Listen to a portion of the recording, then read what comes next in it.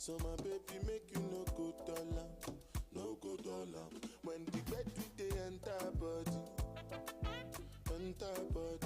all the girl them go shake their body, they go shake their body. Oluwabana mo go na feli, they mo go na feli. You know the money you take up police, me I dey love you gone. As I dey sing, they feel the pulse, make all the people jump around. Make you dey listen well because I know if you shout. No joking around. Listen, make I tell you what it's all about. I know you tell you I see what I ain't the coconut. You sit down inside boss, you say you be boss. Oh yeah, look da da da, look da da da. Say suma pikin with the para with the da da da. Kilo shele ba ba ba. Oh look da da da, look da da da. Say suma pikin with the para with the ga ga ga. Kilo shele ba ba ba. When the bed with the entire body, entire body, all the girl them go shake their body, they go shake their body. Oluwabana mo go na feli, go na. You go get money, you take up police. Yeah, they love you gone.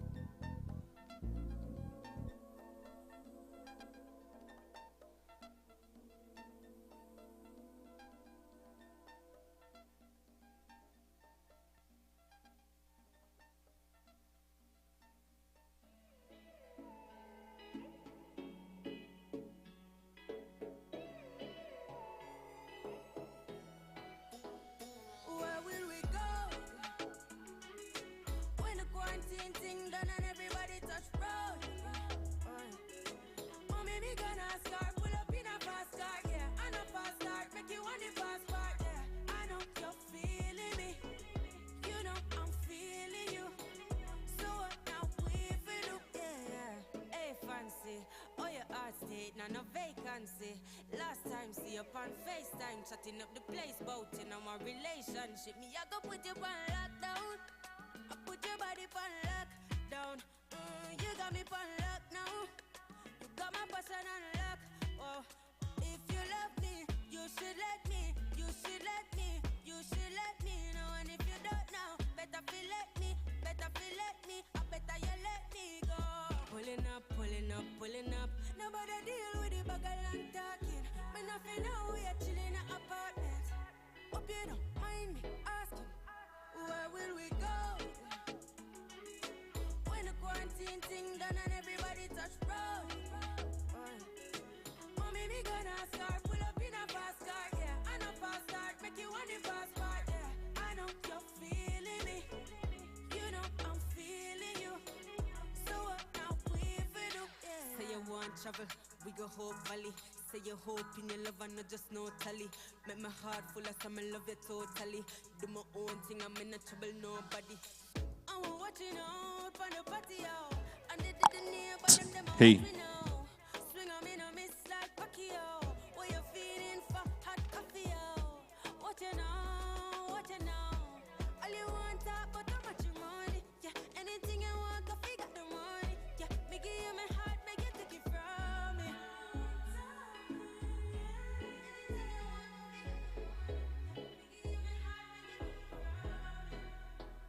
Where will we go? Where will we go now? When the quarantine thing done and everybody touch road. Where we go road now? Mommy, me gonna start, pull up in a fast car, yeah. I know fast start, make you want the fast part, yeah. I know you're feeling me, baby. You know I'm feeling you, baby. So what now we feel do, yeah. Baby, are you feeling me? Cause I'm really feeling you. Baby, are you feeling me? Cause I'm really feeling you. I'ma pull it in my fast car. Pull it in my fast car.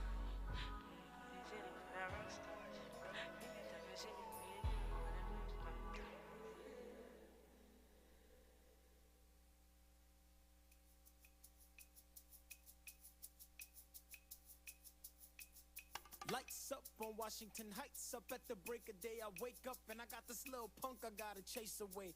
Pop the grate at the crack of dawn. Sing while I wipe down the awning. Hey, y'all, good morning. Ice cold piragua, palcha, china, cherry, strawberry, and just for today, I got my mate. Oye, mira, güero, ¿cómo está? Como siempre, señor Usnavi. I am Usnavi, and you probably never heard my name. Reports of my fame are greatly exaggerated, exacerbated by the fact that my syntax is highly complicated, cause I immigrated from the single greatest little place in the Caribbean, Dominican Republic. I love it, Jesus, I'm jealous of it, and beyond that, ever since my folks passed on, I haven't gone back. God damn, I gotta get on that.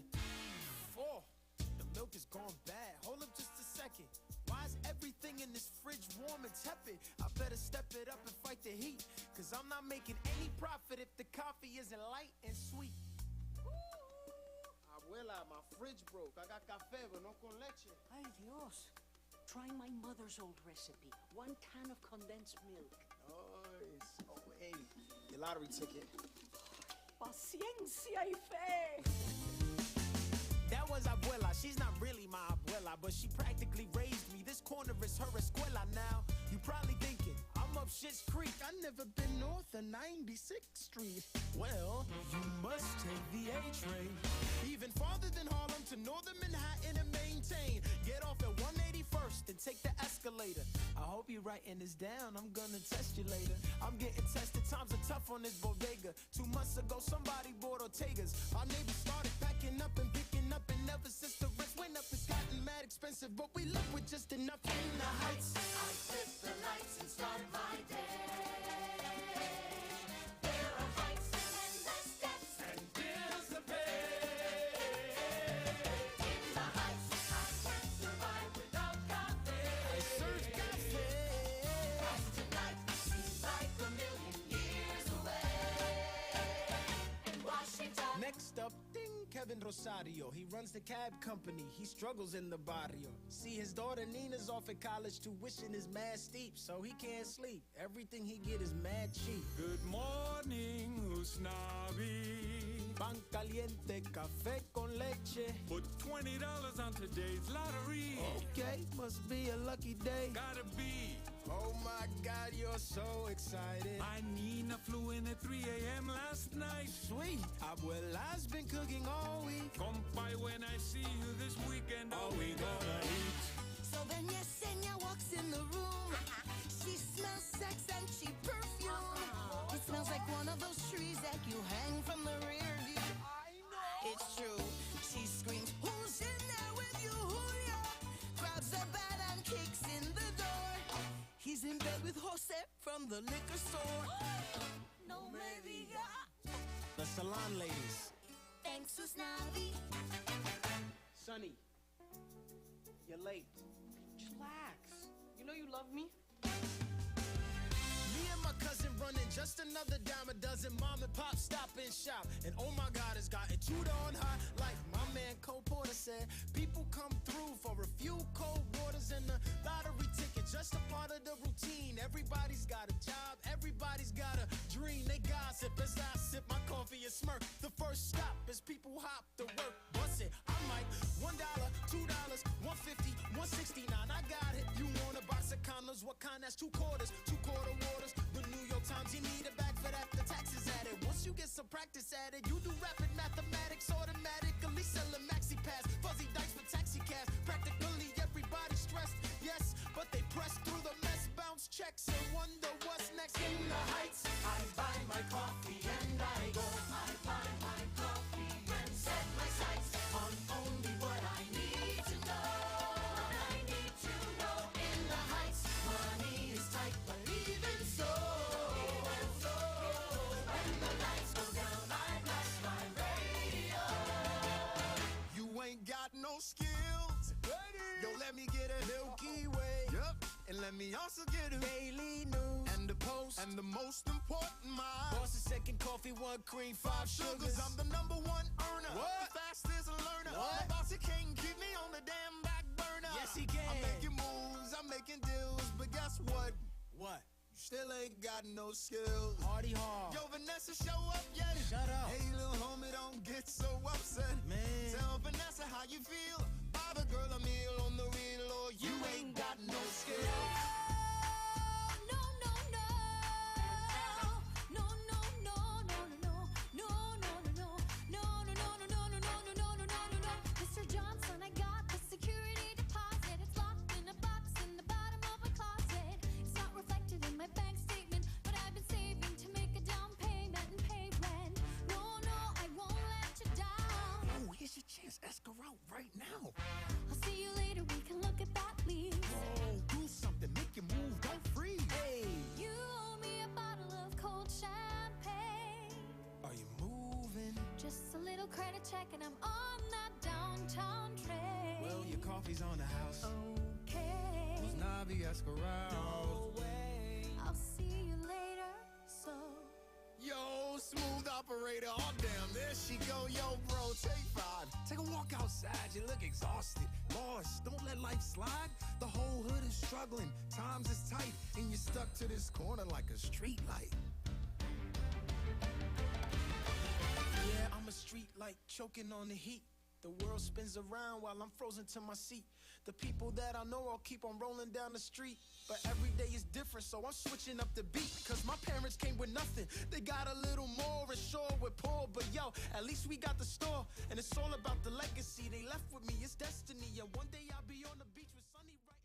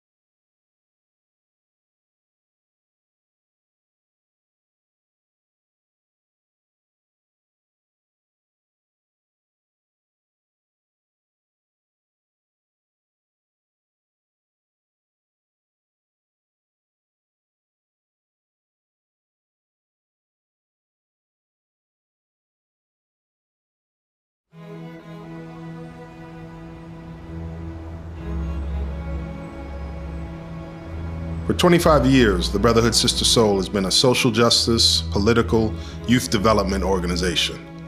It's always what we've been. It permeates our organization. It's in the books we read, the clothing that adorns us, the art on our walls, the countries throughout the diaspora we bring our members to visit, and of course, the curricula we teach. It's our worldview. The Brotherhood Sister Sol is a Black-founded, Black-led organization that was created to respond to inequity and structural inequality, to respond to violence, a poor educational system, and a lack of opportunity. The work of educating, politically educating, Black and Latinx children to understand their conditions, to understand the history and realities of this nation, and to seek to work for social justice and to change these conditions, this is radical work. It is deeply political work. It is change work. We've been at the forefront of social justice movements for 25 years, organizing against and fighting back against police and state killings of Black women and men, seeking to highlight the racist and unconstitutional stop and frisk policy of New York City and to change it. Working to close the stain on New York City that is Rikers Island, an island named for a man who was centrally involved in capturing Black people who had escaped from slavery and who then profited on returning them to the condition of slavery. We have worked to call attention to the racially disparate enforcement of marijuana and its effects. We have worked to organize and counter gentrification. We have organized to remove police from schools and to divest from the school-to-prison pipeline and policing culture, and to invest in student and community-led restorative justice and safety strategies. We have worked for environmental justice. Youth have always been at the front lines of movements that resulted in change. Whether it was the Civil Rights Movement, the Black Power Movement, the Women's Movement, the organizing of farm workers, the anti-Vietnam War movement, the LGBTQ movement for equality. It's always been young people at the forefront of these efforts to change our society. As this nation confronts the twin plagues of the COVID pandemic and its disparate effects on Black and brown people, and also the plague of state violence, police violence, and its twin, the violence of the prison industrial complex, we help our members to make sense of this moment, to be actively engaged in it, and to commit to change. What I learned at BroSis about activism and organizing is that young people are at the forefront of it. I learned at BroSis that if you want change, you're going to have to push for it. Most importantly, that our liberation is bound together. And if we want to achieve liberation, we have to work together. And it's the best thing that you could do. Stepping into your power and into your voice is the best thing that you could do for yourself and for your community. BroSis has taught me through different ways how to organize, how to gather a crowd, how to inspire people, how to empathize with people. It's important to make sure that you're literally in conversation with your community, you know, that like the message, the platforms you're building, the just like the policies you want to create is literally inclusive of everyone. And this has been very important in my life as a young Black male in Harlem and in America, trying to get people to wake up and really see what's going on around us. So the poor folks, the Black folks, you know, just the trans folks, Black women, you know, it needs to be literally for everybody. That's like when organizing and activism is most effective, you know, when it's intersectional, because the more people it helps, the more people it uplifts, the more people are literally gonna get free. Being here at BroSis, I learned that we live in a capitalist, white supremacist, heterosexual, patriarchal society that does not want women like me, that look like me, to succeed. So that's why it's my duty as an Afro-Latina woman to rise above that and to not give in to the conformity and to the norms that society has made for me. I just understood certain things about myself and about life and about society. I was in a state of constant rage, and I was just always angry. You know, I would see, you know, I just didn't value my skin color, stuff like that in that nature. All the self-hate we're taught. You know, I would see another Black man, I wouldn't value him. Being a part of BroSis helped me understand that, you know, all of this none of this is my fault. Being a black man is a blessing. It comes with challenges, but overcoming those challenges is what makes life meaningful. And it's what makes us special. So at BroSis, I learned that I need to rise above these things so that I can succeed and I can do what is not expected of me in society. When I joined the Brotherhood Sister Sol in 2004, I had no idea how transformative that would be for me, and I didn't know of all the ways I would grow into myself. And now, as the coordinator for the Liberation Program, the lead organizer, and an alumni, I'm tasked with nurturing leaders and honing their power and helping them to do so as well. At BroSis, I learned to stand in my power, and I learned of histories of oppression and the ways that people stood up, and that for me was pivotal, and it helped me to find my voice and to also learn to use it to the betterment of my communities. So we think about the world that should be, and we organize, educate, and advocate to bring that world into existence because we deserve that. It's really critical to understand that our work has always been about various levels of the struggle of Black and Latino peoples, right? And so the first level, the basic level, is that understanding, really helping young people to develop a strong understanding of their history, right? Of the reality that we have been born into. And so whether that is the history of Black and Latinx peoples here in the Americas, also, going back to our history in Africa and in other parts of the Americas, but really understanding how we came to be where we are today and drawing strength from our legacy so that when we see the various issues that we face as a people, we also recognize that we have come and that we stand upon the shoulders of people who have fought before us and have left a legacy of struggle and of success that we need to continue to carry forward. When Jason and I first thought of founding the Brotherhood Sister Sol 25 years ago, many things moved us to action. But there was one quote from James Baldwin that deeply inspired us. It served as the foundation for the creation of the Brotherhood Sister Sol. This innocent country set you down in a ghetto in which, in fact, it intended that you should perish. Let me spell out precisely what I mean by that, for the heart of the matter is here and the root of my dispute with my country. You were born where you were born and faced the future that you faced because you were Black and for no other reason. The limits of your ambition were thus expected to be set forever. You were born into a society which spelled out with brutal clarity and in as many ways as possible that you were a worthless human being. You were not expected to aspire to excellence. You were expected to make peace with mediocrity. Know whence you came. If you know whence you came, there's really no limit to where you can go. James Baldwin. We train young people to understand the conditions they were born into, to develop the critical skills of analysis, to be politically educated. Our aspiration is to do the work of SNCC, but today, to help create platforms and elevate young Black and Latinx people to take roles of leadership. In addition, we train educators across the country on our model, and we work to advance social justice and organize for change. Those three aspects of what we do come together to make BroSis one of the most unique youth development organizations in the nation and make us an organization that every single day works for racial equity, racial equality, and justice.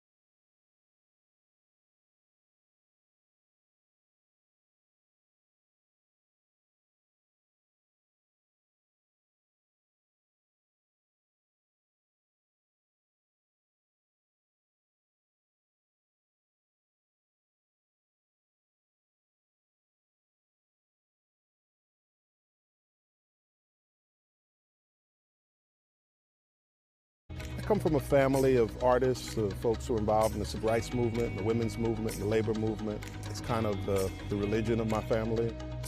Activism is in Khary Lazarre-White's blood. In 1995, he founded the Brotherhood Sister Sol, also known as BroSis, an organization fighting to advance social justice. I saw this quote, it grabbed my attention, part of your mission statement. Mm-hmm. It says, through unconditional love, around-the-clock support, and wraparound programming, we make space for Black and Latinx young people to examine their roots, define their stories, and awaken their agency. It's about love. It's about coming to this work because of love for our people and love for our community and love for young people.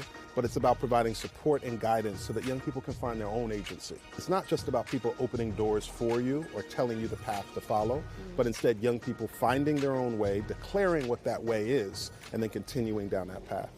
For the Brotherhood Sister Sol, helping to build that path includes this construction project, the new BroSis headquarters, a totally remodeled space for after-school programs and education. For 10 years, it was an empty lot, and then next to the empty lot was a brownstone built in 1903 that we bought in 1999, pre-gentrification in Harlem, and it was our home for 18 years. And then we demolished it in 2018, and then over the last 3 years have built up this building. Khary gave us an exclusive hard hat tour. This is the rooftop where young people will play, and we'll have a basketball court sponsored by Kevin Durant. It's also a space you can see New Jersey. You can see the Henry Hudson. It's really just a space for gathering, a space for building community, a space for play, but also a space that's open to the elements and, you know, the beauty of Harlem. Plans for the building also include meeting rooms, spaces for therapy, a cafeteria, and a full-service teaching kitchen for access to healthy meals and food education. You know, when COVID happened, at first people thought this would be maybe a week. That's right. Or two. That's right. And we were in for a rude awakening, weren't we? When we first closed our doors, and it was the first time in our history we had to close our doors, we did a survey of our young people and asked them what they needed. Members and their families asked for 3 things: technology, financial support, and food. We provided 70 families in our second week with food to feed their family for a week. We now provide over 500 families with food every single week.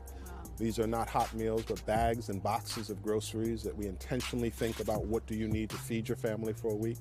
And as of this year, we will have provided 1 million meals for our community and our young people. Every single week, rain or shine, winter or summer, we're out there distributing food. BroSis not only making a difference in New York City, but around the world. The organization has trained nearly 3,000 educators across the United States and internationally. So if I were to give you a crystal ball and you're able to look into it and see this whole area and say 5 years, what does this space look and feel like? 3 generations of my family have lived in Harlem. So I want this space and this transformation to not exclude, but to include, to bring this community into the space, something for them to be proud of, for them to own. This is their space as much as it is ours. I have to tell you, I walked away. I was so impressed. They are doing such incredible things. The bulk of those kids who come through go off to college. They find full-time jobs. But here's what really made an impression on me. I felt this way since I was in college, where I used to volunteer at schools in Chicago. And you go to some elementary schools, and they're vibrant, and they have colors. And you walk in, and there are pictures of dinosaurs and the alphabet. And then you go to other schools, and they look like prisons. And it has always just broken my heart. And this place that they are building for those kids, it doesn't matter where they go to school, when they get there, it is going to be beautiful. Top notch. I mean, top notch with the view from the roof. They get to see New York City. They see beyond their horizon. Oh, I love it. I think it's so great. Oh. That's such a great piece. Yeah. Kudos to them. All right, well, exciting things are happening in Harlem, just the way we like it. The nonprofit organization, the Brotherhood Sister Sol, has been helping youth in the community for years. Now they're about to get a new home. All right, groundbreaking will be held in just a few weeks. Taking a look there at that beautiful images. Crystal has the story. Crystal, what's going on here? You know, I got a tour. It is a gorgeous building. This is an organization that really impressed me. All I can say is that these young people learn the power of their history and also look to the future and how to pay it forward. Take a look. At BroSis, our young people come together to define what it means to be a woman, what it means to be a man. The young people pledge to live up to these definitions. And this moral and ethical code is what inspires and connects all our youth. The Brotherhood Sister Sol, or BroSis, is a youth organization committed to enlightening and supporting Black and Latinx youth and furthering social causes. Founded in 1995 by Harlem native Khary Lazarre-White and his childhood friend Jason Warwin, it's a place built on 4 main principles: community, knowledge, positivity, and future. Young people need lots of interventions in their life. There's no one thing that can help young people build a long-term stable life. We know that as parents. We know that as mothers and fathers. We know that our children need an array of positive supports. This citywide nonprofit has proved so successful it's now used as an international training model in places as far away as Bermuda and Brazil. A lot of what we teach all young people need, right? This idea of developing a moral and ethical code. What does it mean to be women and men, to become people who seek change? That's work that all young people need. Part of their secret sauce, a belief in the old adage, each one, teach one. Nearly 60% of our full-time staff are alumni of the organization. These are young women and young men who went off to college, or in some cases didn't, immediately came to work for us, and they are now educating the next generation. Always active in the community, during the pandemic, BroSis organized a massive outreach project. In addition to giving away hundreds of computers and providing financial assistance to its members, it maintained a weekly food drive that lasted 2 years. Very brave staff members stood up every single week and boxed food and put together bags of groceries and distributed that to the community, standing with community. We saw that as our responsibility, even though we had never done something like that in scale before. For years, BroSis operated out of a series of connected storefronts in Harlem, but change is underway. This gorgeous 6-story building on West 143rd Street will soon be its new headquarters. The structure went from an idea to sketches to a state-of-the-art building that's near completion. This space, called the Mind, Body, Spirit Room, will be used for things like meditation, yoga, and martial arts. You see, this design element is one that runs throughout the building. It's kind of the meeting of old and new. You see a lot of old school brownstones in Harlem, and they have this pressed tin ceiling, Moroccan-style ceiling. Old bricks from the original building give this area a homey feeling, along with the wood floors. This tile was sourced from Zimbabwe, and these OPEG windows from Germany. This is the, the quality of some of the woodwork in the building, and it's a company in Brooklyn called Otria, and so we got benches and conference room tables and chairs. For all these benches that line the building, right? These are the cushion tops. Okay, gotcha. And they're made from a small independent, contractor in Queens, actually in Jamaica. All right, I like it. This is the room we do a large training. This is the room where we'd have a large board meeting, or we'd have, let's say you came for a career day, and we were interviewing you for 60 kids to learn about media. We'd sit right here and have a conversation, and 60 kids would be lined up on this floor. It's like our big gathering space beyond our first floor. The basement houses a full commercial kitchen. This will be filled with tables and chairs that, upwards of 50 people can eat in here. Okay. We'll be providing probably close to 200 meals a day to our young people from our kitchen. We've hired a chef and an assistant chef. The roof will have many functions. There's a basketball court sponsored by NBA superstar Kevin Durant, and an area to simply collect your thoughts and catch a breeze. 6 floors, 20,000 square feet, nurturing countless dreams. So the young people of Harlem deserve to walk into a space that says every single day that they're here, that they matter, that they're important, and that their work is essential. The Brotherhood Sister Sol, a place that's cultivating tomorrow's change makers, a place where youth get to see beyond their horizons. Wow, just stunning design, but even better is what they do there in the community. Absolutely. It's interesting when you stand at the corner of 143rd, you're like, how would this building be in this block? It's very residential. Then you walk a little in and you see it. So there's a funny story. In the middle of touring everything, we get to the executives floor and the administrative floor, and we go into one area, and I'm like, now this would be my office. So the co-founder looked at me and goes, you have good taste. That would be my office. That's beautiful. It didn't have like 5 closets for your shoes? You know what? See, it can't be my office. Never mind. Exactly. But they are doing fantastic things, and a testament to all of that is that 60% of the people that they work with wind up staying and being counselors That's and amazing. you know, working with the youth. And like hundreds of kids and hundreds of people in and out. It's like that's a Yes. big facility, Yes. and they're probably going to need every space. Square foot of it, 20,000 square feet. It will be totally used in a fabulous way. That's That's awesome. beautiful. Crystal, Can't wait for the thank you ribbon so cutting. much. You're going to go back for that? I'm going to go back for the ribbon cutting in just a few weeks. We'll see you there. Yeah. All right, Crystal, thanks so much.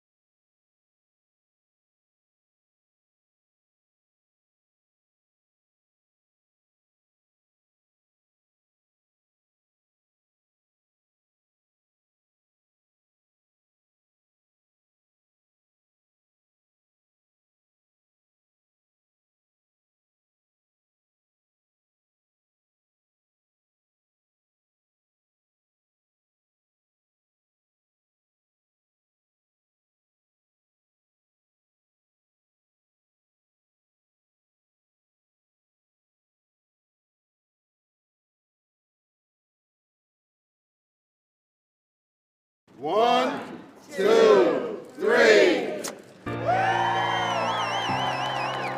Today is a moving day. It's the culmination of many, many years of work, of creative envisioning of what a building that's about the enlightenment of children can look like.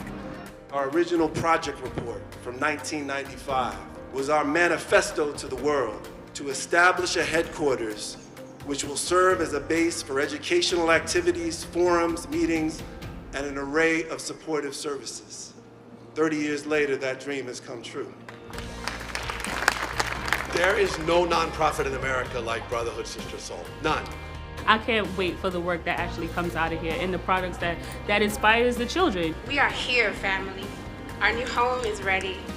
You look at this building and know it's going to be a place where that kind of love and power and knowledge and organizing will grow over time. It's a whole community of people working collaboratively to make these things happen. Every day our young people should be able to come to a space that's beautiful, that says they matter, and that they're held and supported. That is the essence of this building.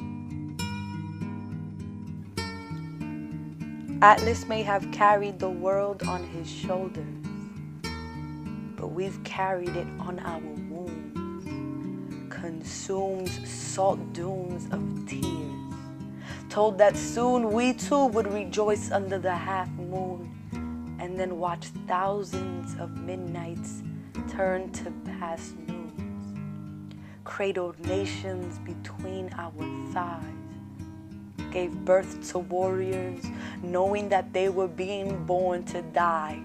Too many mothers kneel at graves beneath weeping willows. Too many weeping widows remember conversations that were whispered into sleeping pillows. Told them, change gonna come, babe. Change gonna come. 'Cause women, we hold hope beneath our tongues, even with throwing knives in our hair. Too many years told when and how to sing, but behind the docile doll facade, we whispered revolution on the wind. And we are the mothers of tomorrow, Us women who go to sleep and hope that in the morning our mirrors will show models. Raised to think that our beauty is not good enough because our breasts are too small, our waists are too big, our faces are not the ones that Grace magazine covers. We stand in line to be slaughtered.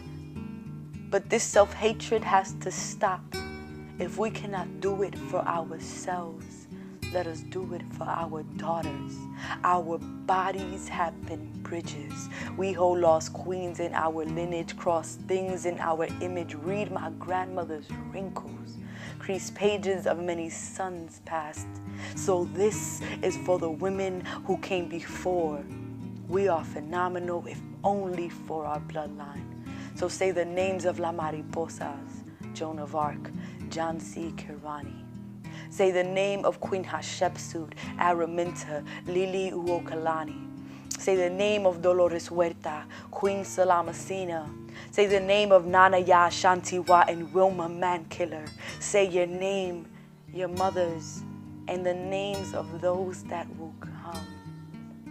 Tell the world I am phenomenal because I know that I was dreamt long before my parents ever met. And that's word to my first great grandmother.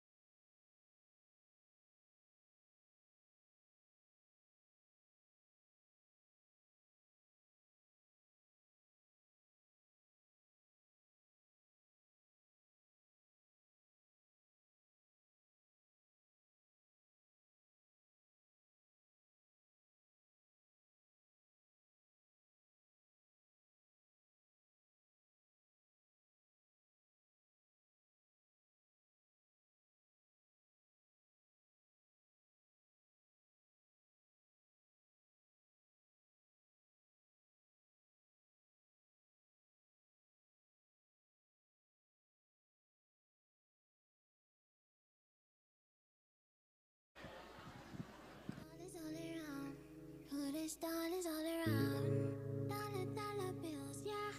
Dollar bill on my frequency. You've been staring at me since you walked in the bar. I don't really know how long now. I don't need no fake love, no, I don't need no favor. All of my tango gone, just me and my maker. I'm gonna make the paper, I'm gonna make the paper.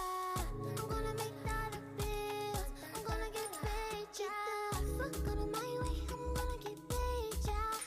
I wanna get paid, yeah. Just give me my moolah, la la. Get the fuck out of my way, I'm gonna get paid, yeah. I'm gonna get paid, yeah. Just give me my moolah, la la. I really like to party. I really like to party. I really like to party. I cannot control my body. So when this song is starting, just cancel all your plans. So it's evident in my dancing. Walk like Michael Jackson. To the left, to the right, to the front with the go, yeah, yeah. To the left, to the right, to the front with the go, yeah. I already know just how it goes. I already know just how it goes. But the night time, I need solo. Don't want no other, just leave me alone. I've been waiting all night long for the DJ to play my song. I dey wind and grind on your bubble. Somebody please don't call on the bubble. Then it up and then drop it low. All these lockdown, it don't make me go low. I've been waiting all night long. Oh. Tonight I no go pick my phone cause I'm so gone now. Fuck out of my way, I'm gonna get paid, yeah. I wanna get paid, yeah. Just give me my moolah, la la. Get the fuck out of my way, I'm gonna get paid, yeah. I'm gonna get paid, yeah. Just give me my moolah, la la. I really like to party. I really like to party. I really like to party. I cannot control my body. So when this song is starting, just cancel all your plans. So it's evident in my dancing. Walk like Michael Jackson.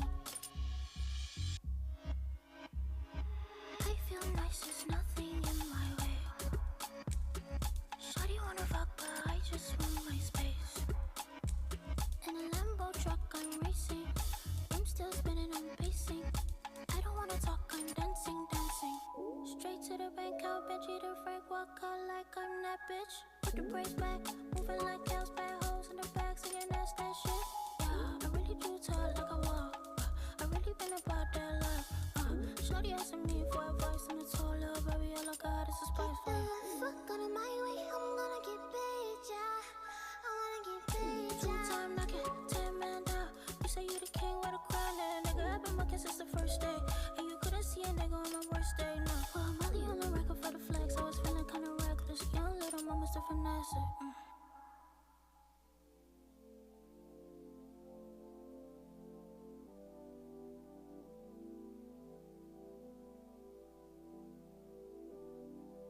Quiero amanecer junto a ti, en tus sábanas de miel, con mis manos en tu piel. Quiero amanecer junto a ti, nunca más verte sufrir, vamos juntos hasta el fin. Quiero besarte entero, amor, vamos juntitos hacia Bayamón, luego a Trujillo, pa'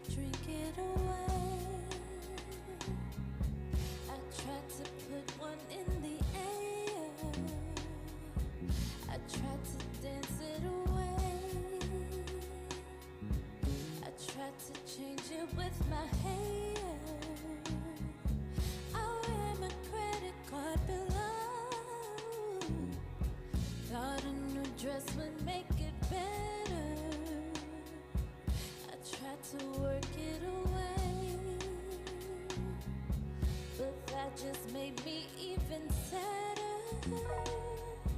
I tried to keep myself busy. I ran around in circles, think I made myself dizzy.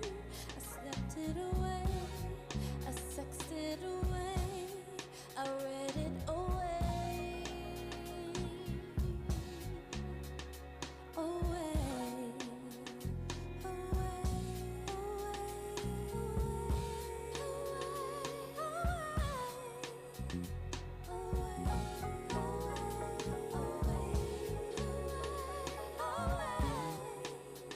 Well, it's like grains in the sky. Sometimes I don't wanna feel those metal lines.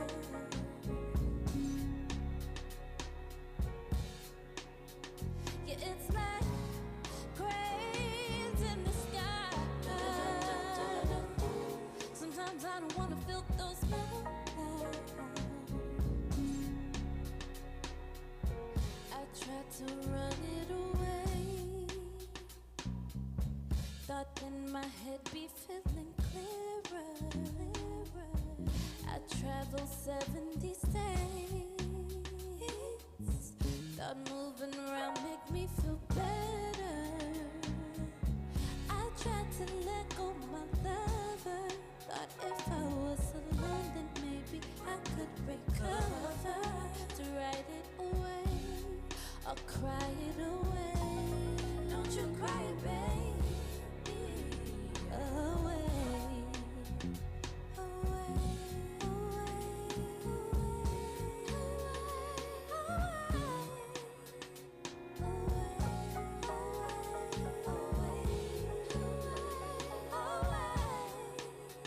But it's like grains in the sky. Sometimes I don't wanna feel those metal lines. Yeah, it's like grains in the sky. Sometimes I don't wanna feel those metal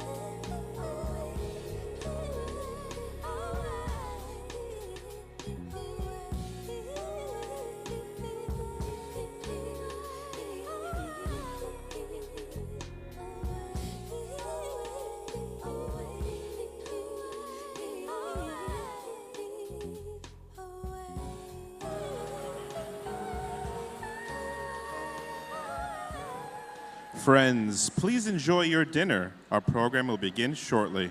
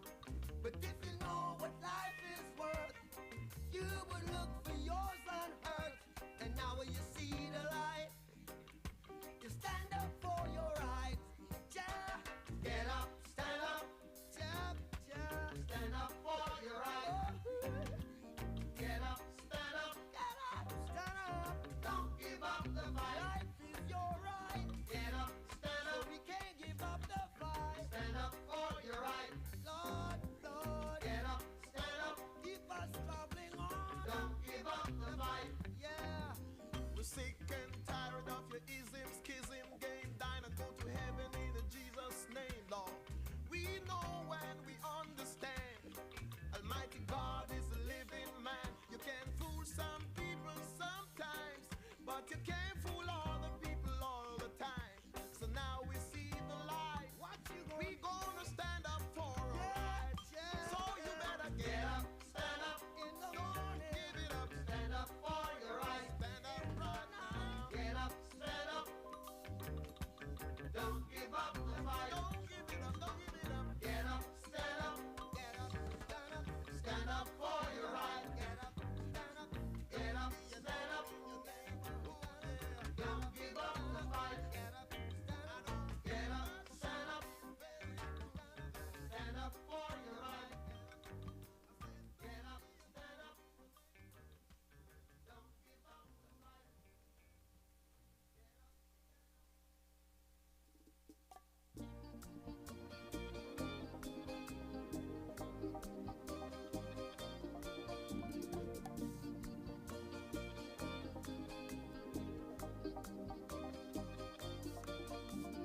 Dile a la mañana que se acerca mi sueño, que lo que se espera con paciencia se logra. 9 horas a París viajé sin saberlo y crucé por Rusia con escala en tu boca. Yo canté tu bachata aquí en Fukuoka. Tu bachata en Fukuoka y un atardecer pinto de canvas el cielo. Caminé la playa de Momochi, mi anhelo, y se me escapó una sonrisa del alma. Aquí me enseñó arigato gozaimasu. Yo canté tu bachata aquí en Fukuoka. Pa' bailar contigo, pa' bailar, se me alegra la nota. Quiero cantar contigo, quiero una bachata en Fukuoka, una bachata en Fukuoka, pa' soñar contigo. En el mar las gaviotas, con tu piel de abrigo, quiero mi bachata en Fukuoka.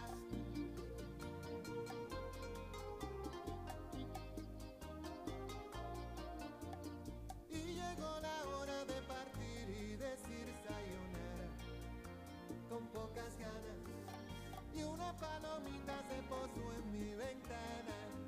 Konnichiwa, ohayo gozaimasu. Pa' bailar contigo, pa' bailar, se me alegra la nota. Quiero cantar contigo, quiero una bachata en Fukuoka.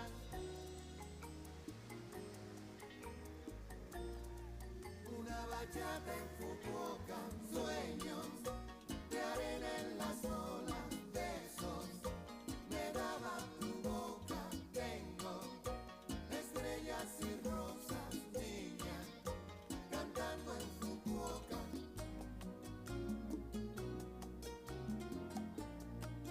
Pa' bailar contigo, para bailar, se me alegra la nota. Quiero cantar contigo, quiero una bachata en Fukuoka, una bachata en Fukuoka, pa' soñar contigo. En el mar las gaviotas, con tu piel de abrigo, y mi bachata en Fukuoka. Voices attendees, please continue to enjoy your dinner. Please take your seats. Our program will begin in 5 minutes.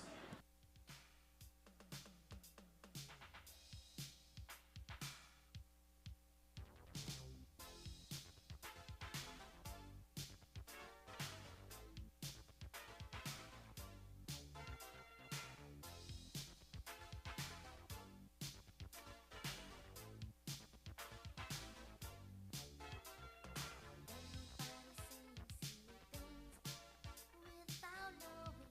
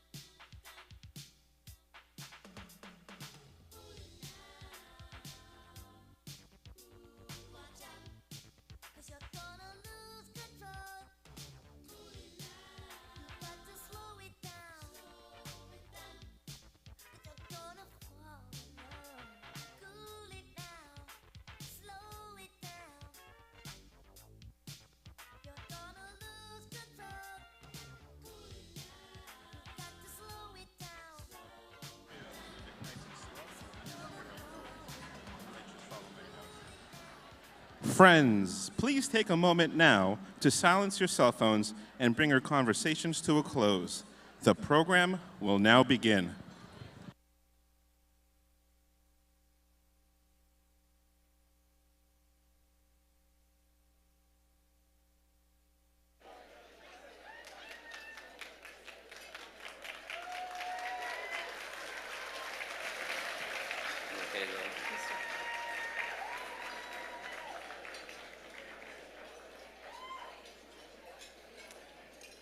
Good evening, everyone.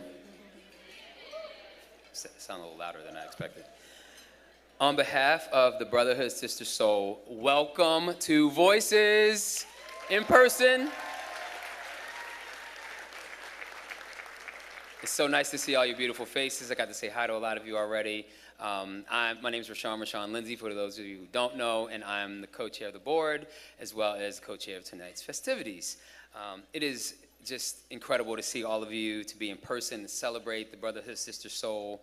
Tonight is a really special night for us. You know, for the first time since 2019, we're actually gathering in person to celebrate the work, the staff, the leadership of the organization that, for nearly 30 years, think about that, because, I mean, have you seen Jason? He looks like he's still in college. For nearly 30 years has educated, organized, and trained in pursuit of justice. By the way, that was not shade toward Khary, just in case. I can see Ross now saying, see Khary? He's throwing shade already. This is the biggest night of the year, each year for us. It's a celebration of the highlights of our work and the voices of our young people. This is such a dynamic room of supporters. You know, your belief in our work, and it's really the thing that allows us to do this unique programming, and it really takes a lot, right? The Brotherhood Sister Sol is just so incredibly thankful for your support. We also want to welcome our supporters who are watching us online. It's incredibly important that the support that you've provided for us as well. It's the reason why we are able to be here. And as I mentioned, I am co-chair of the board of directors, and it is my pleasure to serve in this role with this lovely human who I've known for quite some time. She's my homie. She's the one who does all the heavy lifting, and the co-chairs, like the co-part, should be like mostly chair, sort of a little chair. She's my classmate from Brown University. Her name is Ms. Claire Markowitz. Hi, good evening, everyone. I'm so happy tonight is finally upon us. So much work goes into an evening like this, and such a wide array of people are integral to making BroSis the organization that it is. Among our most key central supporters, though, are the members of the board of directors of the Brotherhood Sister Sol.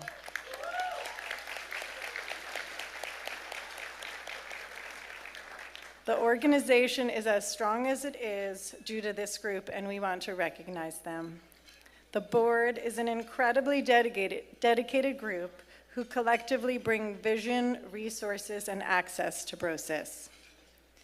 And a very, very special thank you to some friends who have been the driving force behind this evening and our co-fundraising chairs for the event, Marty Meyerson and Jamie Hooper, Salil and Jennifer Seshadri, and Tiffany R. Warren. So please join me in thanking them and our wonderful board. I invite our board of directors and the fundraising chairs to stand and be recognized for all your efforts.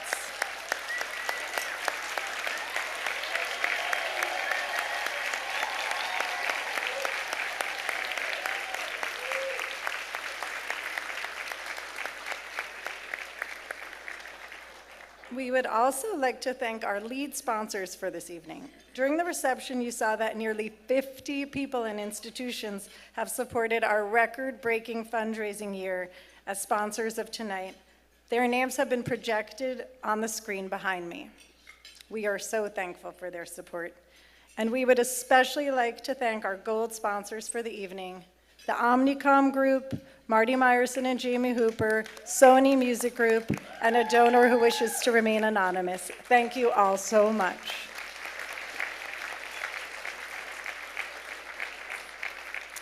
Tonight, you'll understand why this organization is so meaningful and has so many supporters, because you're going to hear from many voices who have been guided and formed by BroSis. You will hear words of reflection from 2 youth members and poetry from 2 alumni of the organization whose poetry has taken them across the world and now back to BroSis as staff members. You will also hear from the leadership of BroSis. I'm honored to be here with you tonight as we celebrate the incredible work of the Brotherhood Sister Sol, or BroSis as we affectionately call it. BroSis is central to my life and to Rashawn's life. We dedicate ourselves to BroSis because it is an organization that is creating true change.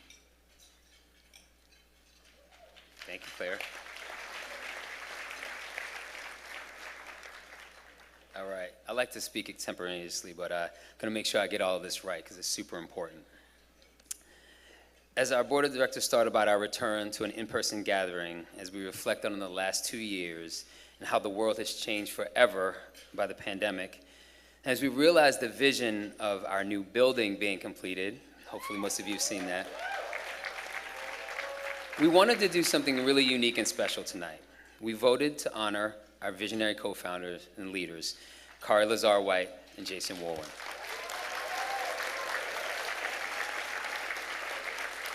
We honor them this year for their years of commitment to the community and to young people, but especially over the last 2 years, providing financial assistance, technology, and over 1.1 million meals to our youth members and families and the larger community.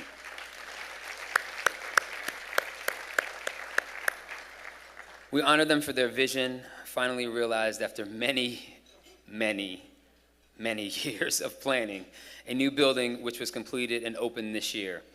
The board knew that this was the year to honor Khary and Jason for their service to youth, power, and justice. And further, we felt, as we were focused this evening on the work of BroSis, that this was the year to bestow, for the very first time, a Voices Award on a graduate of our program, the first alumni member to ever be recognized for an award on this stage. So it is a special joy to recognize Ms. Elizabeth Acevedo.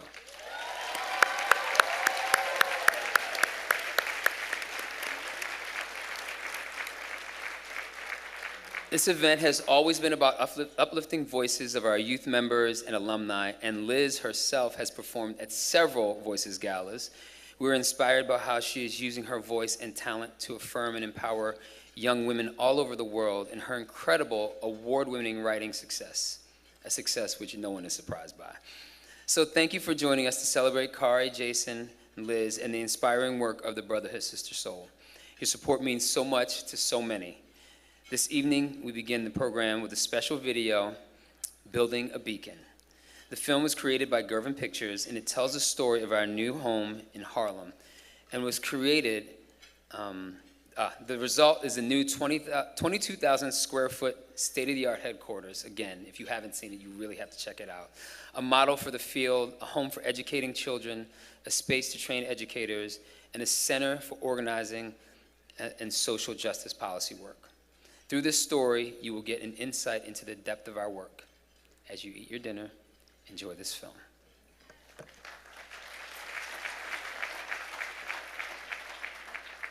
One, two, three.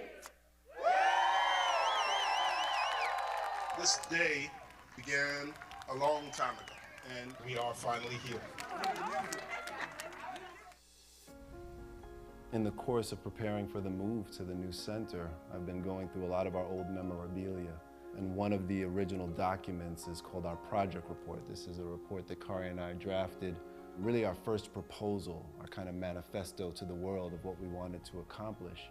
We had a list of about 10 different objectives, and one of them was to actually build a community center, to have a space where we could operate, where we could run all of our youth programming, where we could offer space to community organizations, we could provide a wide variety of services. And so from the beginning, we knew this was a vision that we wanted to implement. The Brotherhood Sister Sol moved to this block on 143rd Street in 1999. By 2007, we had really started to utilize every corner of the space. We needed more space, and we bought the lot adjacent to the brownstone at that point. And it took several years to kind of dig out of the financial crisis. And then in 2012, we began to start thinking more forward about what a new center could look like, did architectural schematics, began to look for funding. And that was really the beginning 10 years ago to where we sit today. One of the beautiful things that I've seen throughout this process is that there have been many elected officials who have really bought into the vision of the Brotherhood Sister Sol and stood by us and fought for us to expand the opportunities we have to grow this building.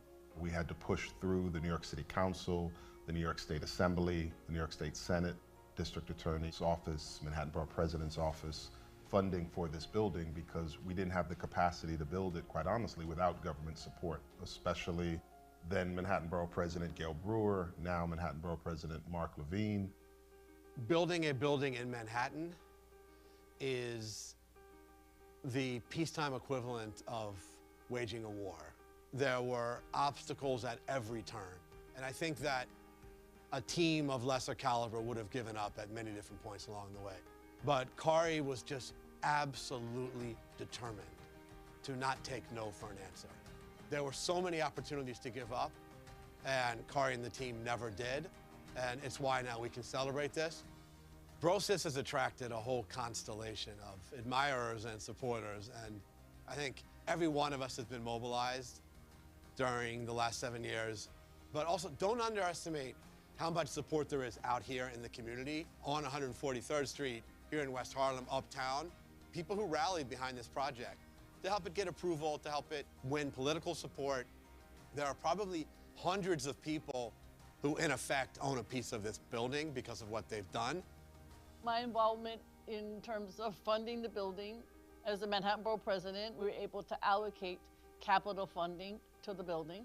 We also helped Community Board 9, had to review, as they should, when there were stumbling, challenging issues with city agencies. We tried to talk to the city agency to say, this is a great program, but it has definitely been the leadership of this amazing organization that has stayed on top of it. This building would not have been built without that leadership.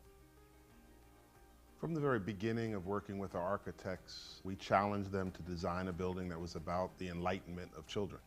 Architecture speaks volumes about what happens within an institution. What does it mean to create a building that's about the enlightenment of young people, that's forward thinking about engaging young people in spaces? It's very easy to see how kids in the city who perhaps are not valued by our society are influenced by their environment. So our goal was to create an environment where they feel good about themselves in a positive and a safe place for them to come and expand their horizons. What we really wanted to do was bring in a sense of Pan-Africanism through architecture within this particular building. So essentially the facade, it really represents almost a hand half folded or like a shield, so like something that really represents community and protecting the inhabitants of the space inside. The main inspiration was to try to encapsulate the energy that one feels when they're walking through Harlem. I wanted the colors of this building to be vibrant and lively. I wanted for the young people that will be here most of their days to feel uplifted. For example, in the light room, I heard conversations about, floor-to-ceiling glass, and I just thought, well, I want this beautiful blue color in this room, so when the sunlight comes in, it'll really lighten up their space and just pick up their spirits. So each room, each floor has its own feature color that was intentional. The front of the building has two types of glass that are a part of it. There is the opaque glass that allows light in, but also privacy and protects as young people create and build. And then there's a part of the glass that you can see through. The community should be able to see within. It is their building. And so it's a mixture of glass that both protects and glass that opens up to the community. All of those windows can be opened up and fresh air can come in, but it also creates this feeling of just an open space on every floor. Our original home was a brownstone built in 1903. It was our home for 18 years. And when we demolished that building, we kept over 2,000 bricks and the terracotta from the old building, so that in our new building, at every single floor, you're confronted with the history of the institution. It brings a spiritual, historic element into the space as well, a sense of ownership, a connection to historic Harlem. We were originally at 4,000 square feet at our brownstone. We're currently at 22,000 square feet here in our new BroSis Center, which doesn't include our 6,000 square foot cornerstone space as well. So this space enables us to really expand the services that we're providing. We now have our College Career and Wellness Center on the corner. We're able to have an expanded middle school program here to expand the services we're providing young people in terms of health and wellness and food and all of the different programming that we're going to be providing throughout the entire building. So it's increased the number of youth that we can serve, as well as the impact that we'll have on this community in general. We have a staff floor, a beautiful space, which I think our staff deserves, where organizers and educators and activists can work every single day in a space that also says that they matter, that they are important, that they can meet and build together. We have a large open floor on the 5th floor that allows for our 8 to 12-year-old population every single day to learn and to develop, but also where we can train people. We've trained over 3,000 educators across the country and have training in other countries, and now we'll have that space where educators can come and be trained. Currently, over 50% of our staff are alumni of the organization. So these are young folks who came up through our programming, went off at times and got their education, came back, and are now serving the youth and paying it forward, serving our organization in various capacities, helping to manage this organization as a whole.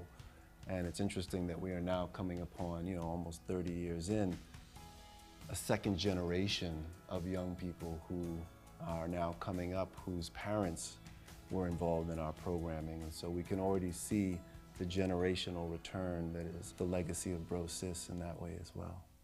We can expand our work because we can invite more young people to join the efforts that we do. With the increase in square footage, clearly, we can increase our programming.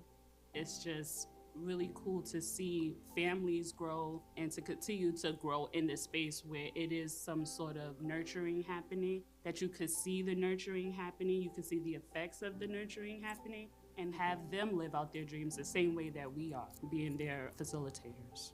It's cool that we could plant the seeds here and they could just grow wild wherever the world takes them. I'm just really blown away by this building. I remember doing the first tour, actually seeing it and walking up the steps, looking out the windows and going a little higher and higher to each floor, and you see more and more of Harlem. It's just really breathless to me. It's like there aren't really any words to really describe what it feels to be in this building. Just have a lot of work to do and a lot of love to continue on, and this is the place for that to happen. In a city that is grounded in gentrification and displacement, to own this land, to build buildings on our land, and to make sure that we are a mainstay in the Harlem community, and to be an organization led by Black and Latinx folks, for Black and Latinx folks.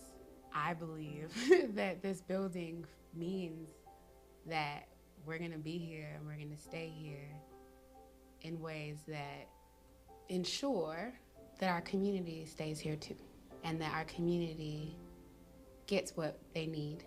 This building means value. It shows that we're worth something.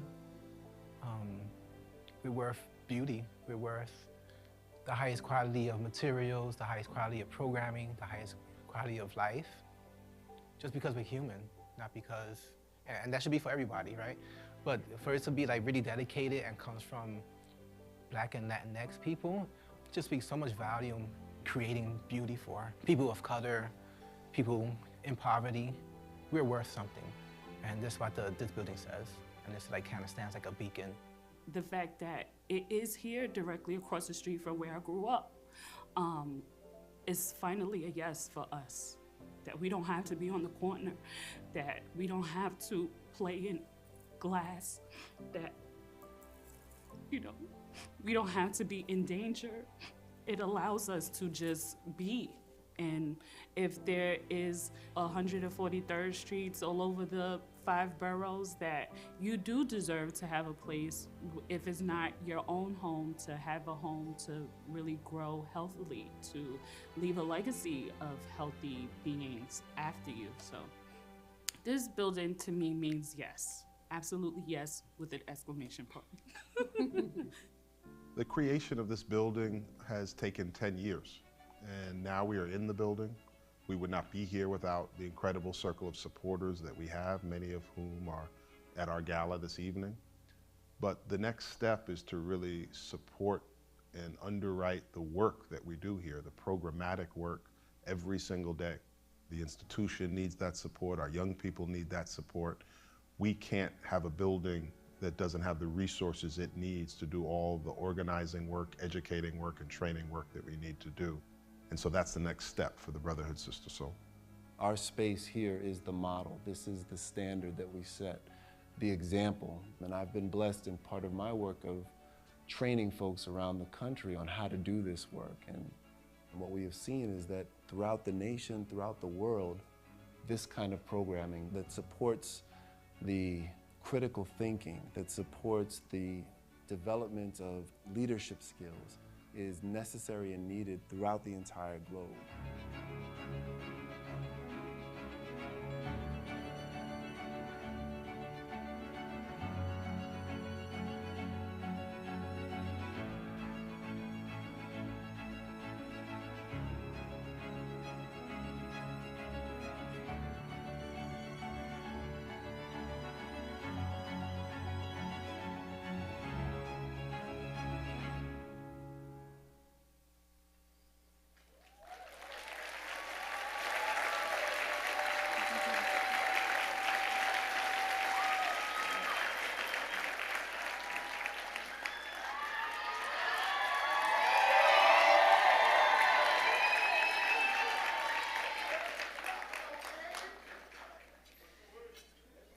There is an Akan proverb from West Africa, Odo Nyera Fiekwan.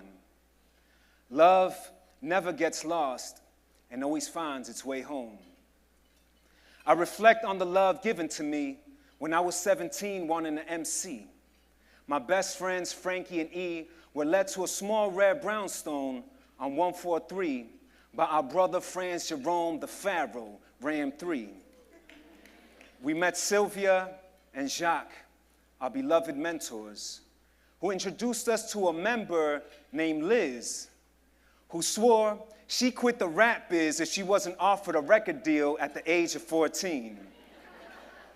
And I'm glad the New York Times took notes of the mistakes made by the music industry as she authors books that will inspire generations through her ministry. This was our first session as the Lyrical Circle.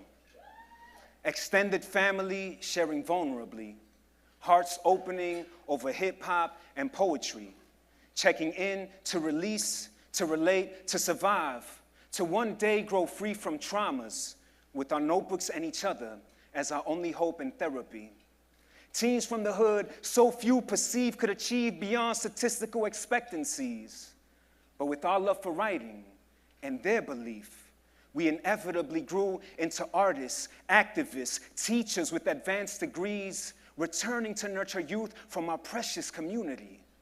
Because this is what it feels like to be connected in family, to belong, to those insisting in our greatness, co-raising us in Black and indigenous tradition.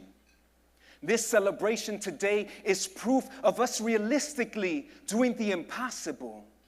From 1999, growing sisterhoods and brotherhoods out of an abandoned brownstone.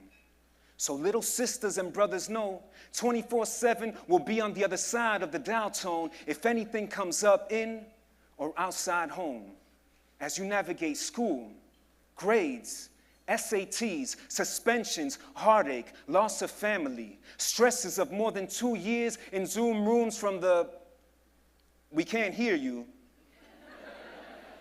you're still on mute, reality to in-person, called normal, turned social anxiety.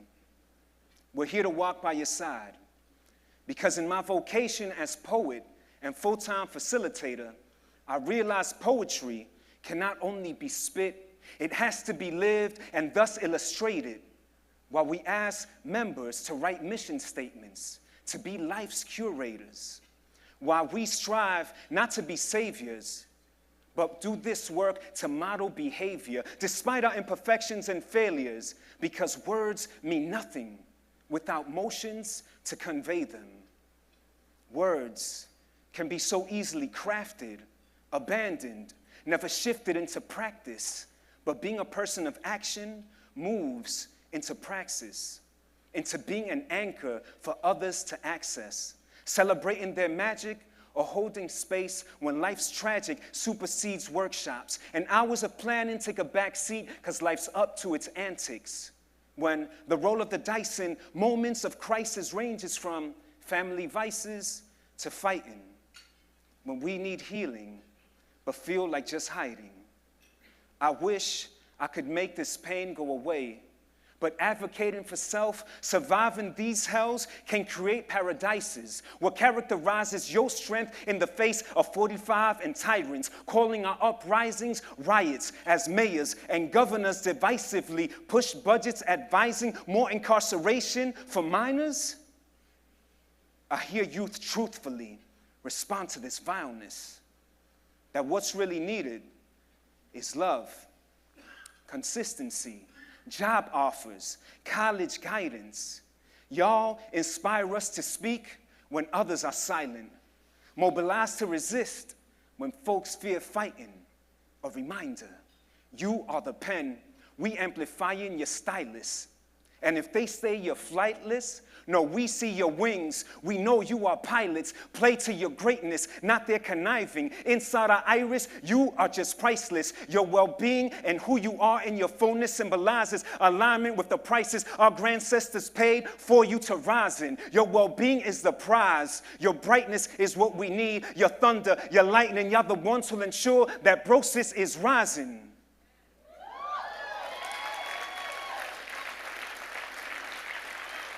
Who will replace us as we become stars in the skies guiding, reflecting back the light that y'all already shining.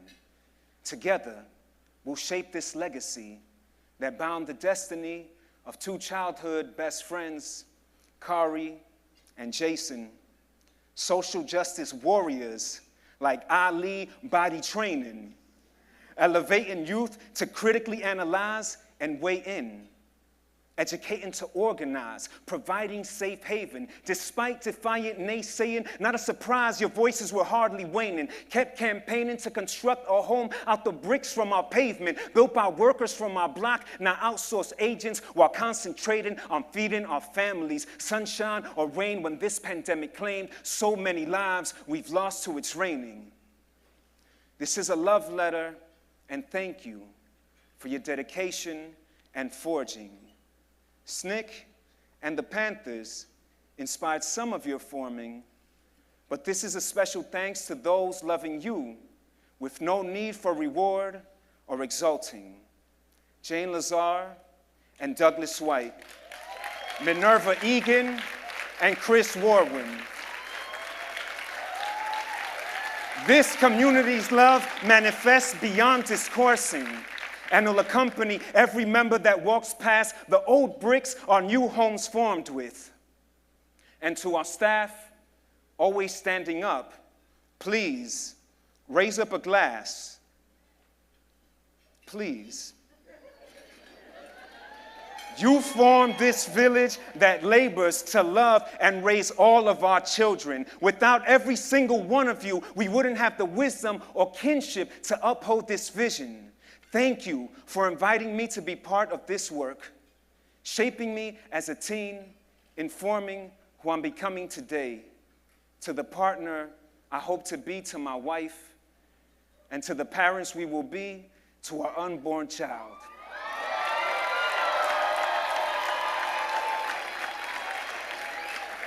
So that all of our youth know, wherever they go in life's journey, whether we're here or after they're buried, they should fear not in writing and living their poems.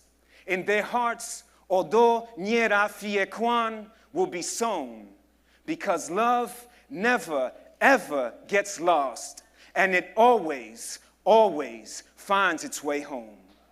Thank you. Thank you so much, y'all. Appreciate y'all. Thank you, man. Love you, man. Thank you, family. Appreciate y'all.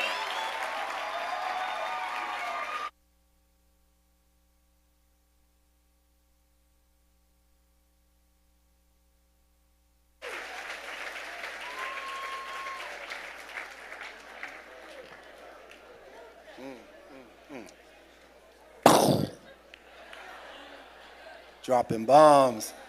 Let's hear it one more time for Abraham Velasquez.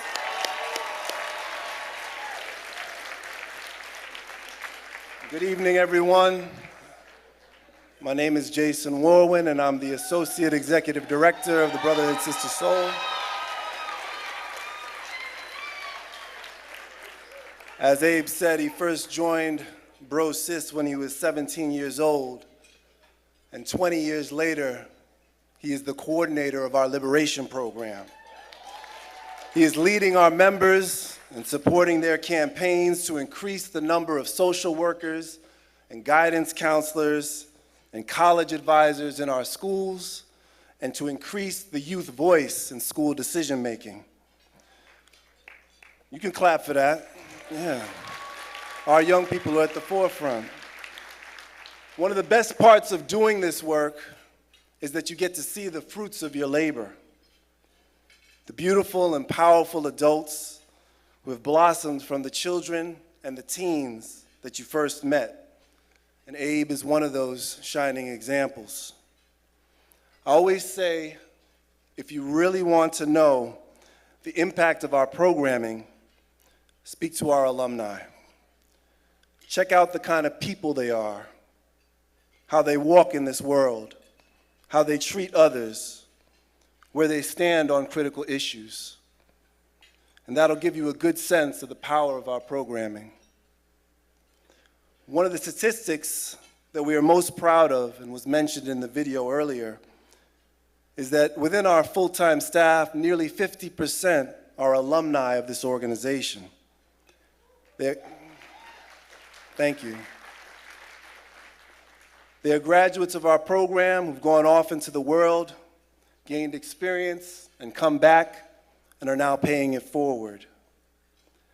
But whether they are alumni or whether they came to us from other organizations, the success of the Brotherhood Sister Sol is based on the dedication and the compassion and the creativity and collective labor of all of our staff. Over the past 2 years, in the midst of the worst pandemic we have seen in our lifetimes, our staff have stepped up, providing 24/7 support, increasing programming, making house calls, serving food to the hungry, and risking themselves to support others. It is one thing to continue working during a pandemic. It is quite another to support the most vulnerable and the most marginalized populations during a pandemic, to be essential workers, providing the critical guidance and support and resources necessary for the very survival of our people. Our staff have gone above and beyond to sustain our members and to support our community, and tonight we celebrate all of them. So at this time, I'd like to ask that we turn up the lights, and I'd also like to ask if all the BroSis staff could stand up, please, and let us show our appreciation for you and the work you do.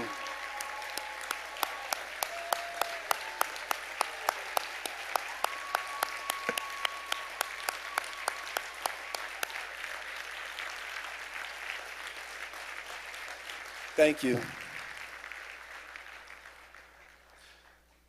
This is an incredibly difficult time to be a child or an adolescent, which makes our work even more essential. The young people we serve are coming of age in one of the darkest moments in recent history, and they are struggling with the weight of these heavy times. The COVID pandemic, the social isolation, the politics of racial and gender hatred, the never-ending violence. And yet, despite this reality, with the aid of a loving community and a holistic support network, Our members are persevering, and they are thriving and succeeding. They are resilient, they are creative, and they are powerful. They lead our efforts for social justice, they beautify our community, they create inspiring works of art. They are continuing to follow their dreams, graduate from high school, pursue higher education, and working to achieve their true potential. And all the while, they're building a brighter future for all of us. In these dark times, they bring us joy and they bring us hope. Through their youthful energy, their intellect, their fierce idealism, and the simple beauty of their spirits. They are truly our most valuable resource. And so now, it is my distinct pleasure to welcome to the stage one of our outstanding youth members, Ms. Camille Kingston. Camille started at BroSis when she was just 6 years old. She's now 14, and she has participated in our elementary school programming, our middle school programming, our environmental programming, our arts-based programming. She's running the place, y'all. And she is truly, truly brilliant. Please welcome Camille Kingston.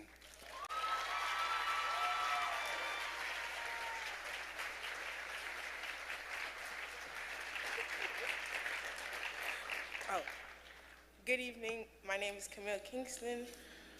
I'm 14 years old, and I've been a member of the Brotherhood Sister Sol for 8 years.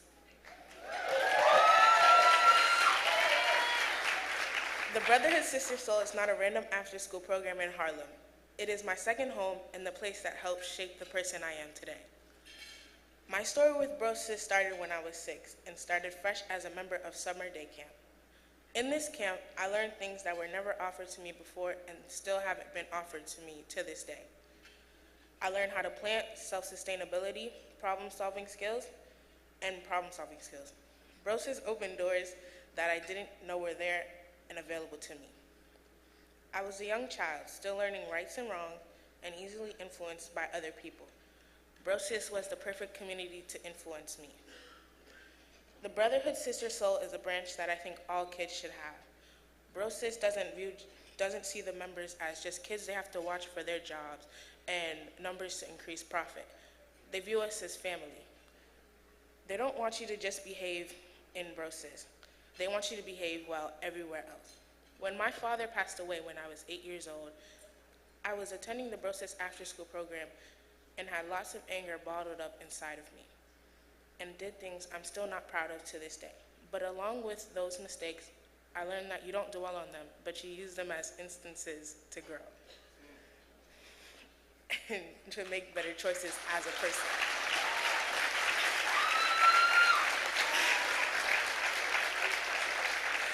When Wendy, the program director, heard of what happened in my school, my bad behavior, she was mad.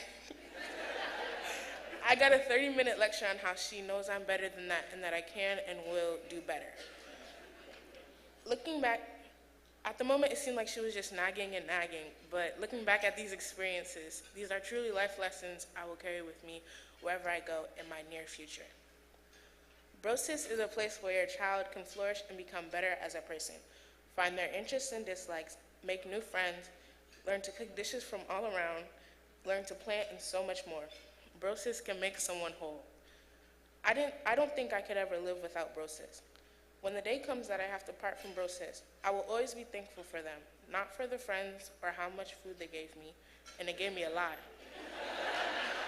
but for the life lessons I was given, how to diffuse the situation, to admit my mistakes, though I still struggle with that, to try new things, and how to ask for help. As a young Black woman, I feel as though I have to automatically be strong and never need assistance from anyone, and that I must stay passionate and fierce at all times. BroSis tells me I can be passionate and fierce, but also gentle and sensitive. It has helped me break down personal barriers that prevent me from flourishing in my own unique way and to be free to be me. I want to thank my mom first and my brother for signing me up. And just thank you for being here tonight. Thank you for listening to me.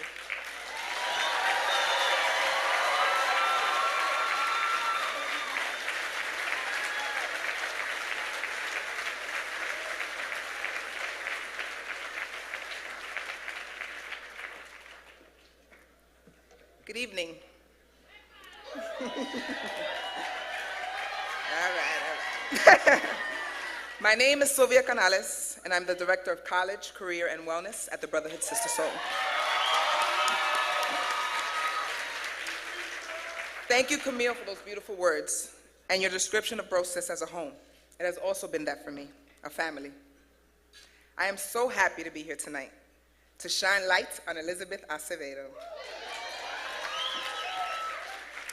I have known Elizabeth her entire life, and I mean her entire life. I have proof. Now that is a serious throwback. But it was at 11 years old, at the staircase of our childhood building, where she first shared her writings with me.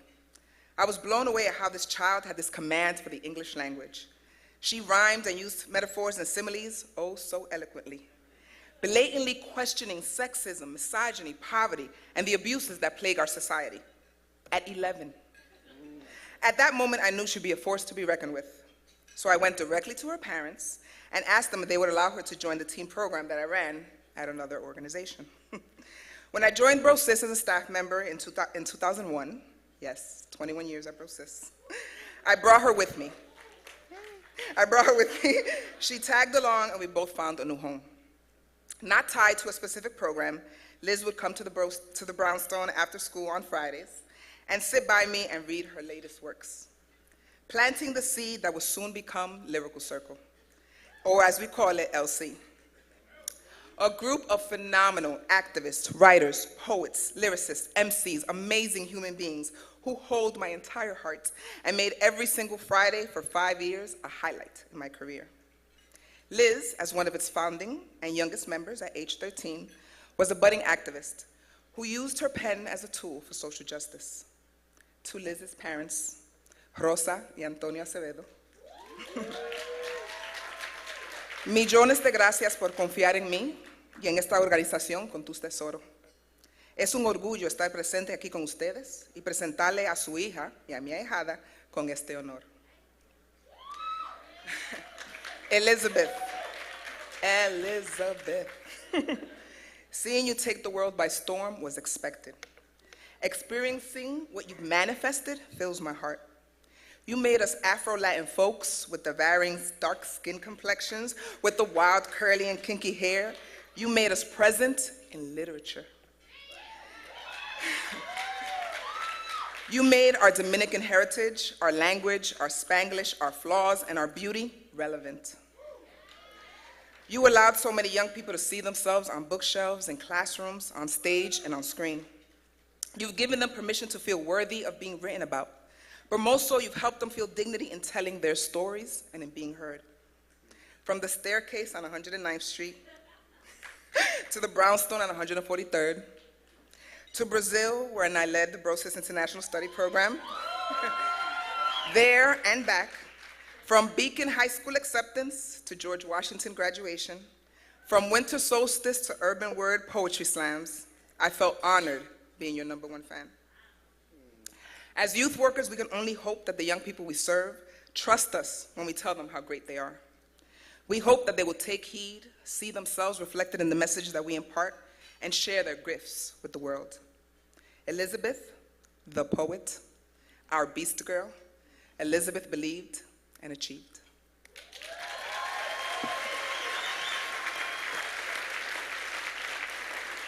And so tonight, we are extremely honored to present Elizabeth Acevedo with the Frida Kahlo Award for Innovative Creativity. Previous recipients of this award include Bill T. Jones, Carrie Mae Weems, Rosario Dawson, Esperanza Spalding, and Esmeralda Santiago. Bill T. Jones is in the audience tonight. Thank you for coming out. Liz, we recognize you for your groundbreaking work as the author of numerous books, including The Poet X, With the Fire on High, Clap When You Land, and for bringing our community's voices into the world of literature. We celebrate you for your National Book Award and Carnegie Medal, and for the array of awards, and we salute you for being a fierce voice for people of African and Latinx descent, and for the numerous lives you have touched and inspired through the power of your words. As a teenager in the lyrical circle, I still remember Liz doing her poetry. And she wrote a poem once that was called I Am. And that one has always stayed with me, many others as well. But in it she wrote, she started out, and I can't do it justice like she would, but I am the daughter of Nefertiti, born in the womb of Araminta, manifested soul of Sojourner, blood flow of Evita, heart of Xena, with the mind of Athena. I throw my right fist in the air, with the other I hold my sword, lead my people from enslavement, follow the drinking gourd. Her poetry was the bomb, y'all. And we are following you, Liz. We are following you. And we know your craft and your life's journey will continue to light a path for all those coming behind you. Frida Kahlo once wrote and once said, painting completed my life. And in the same fashion, we know that the written word has completed yours while touching all of ours. And for that, we honor you. Please welcome to the stage, Miss Elizabeth Acevedo.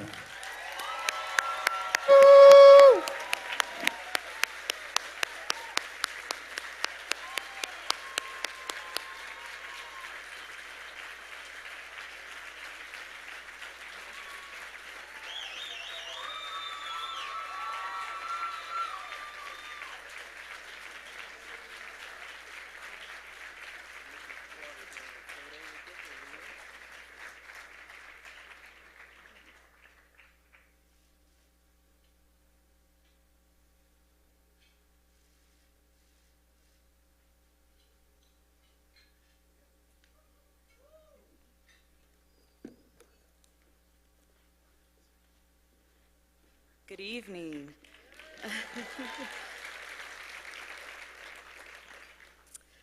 My husband's been joking on me since I learned I received this award 2 months ago.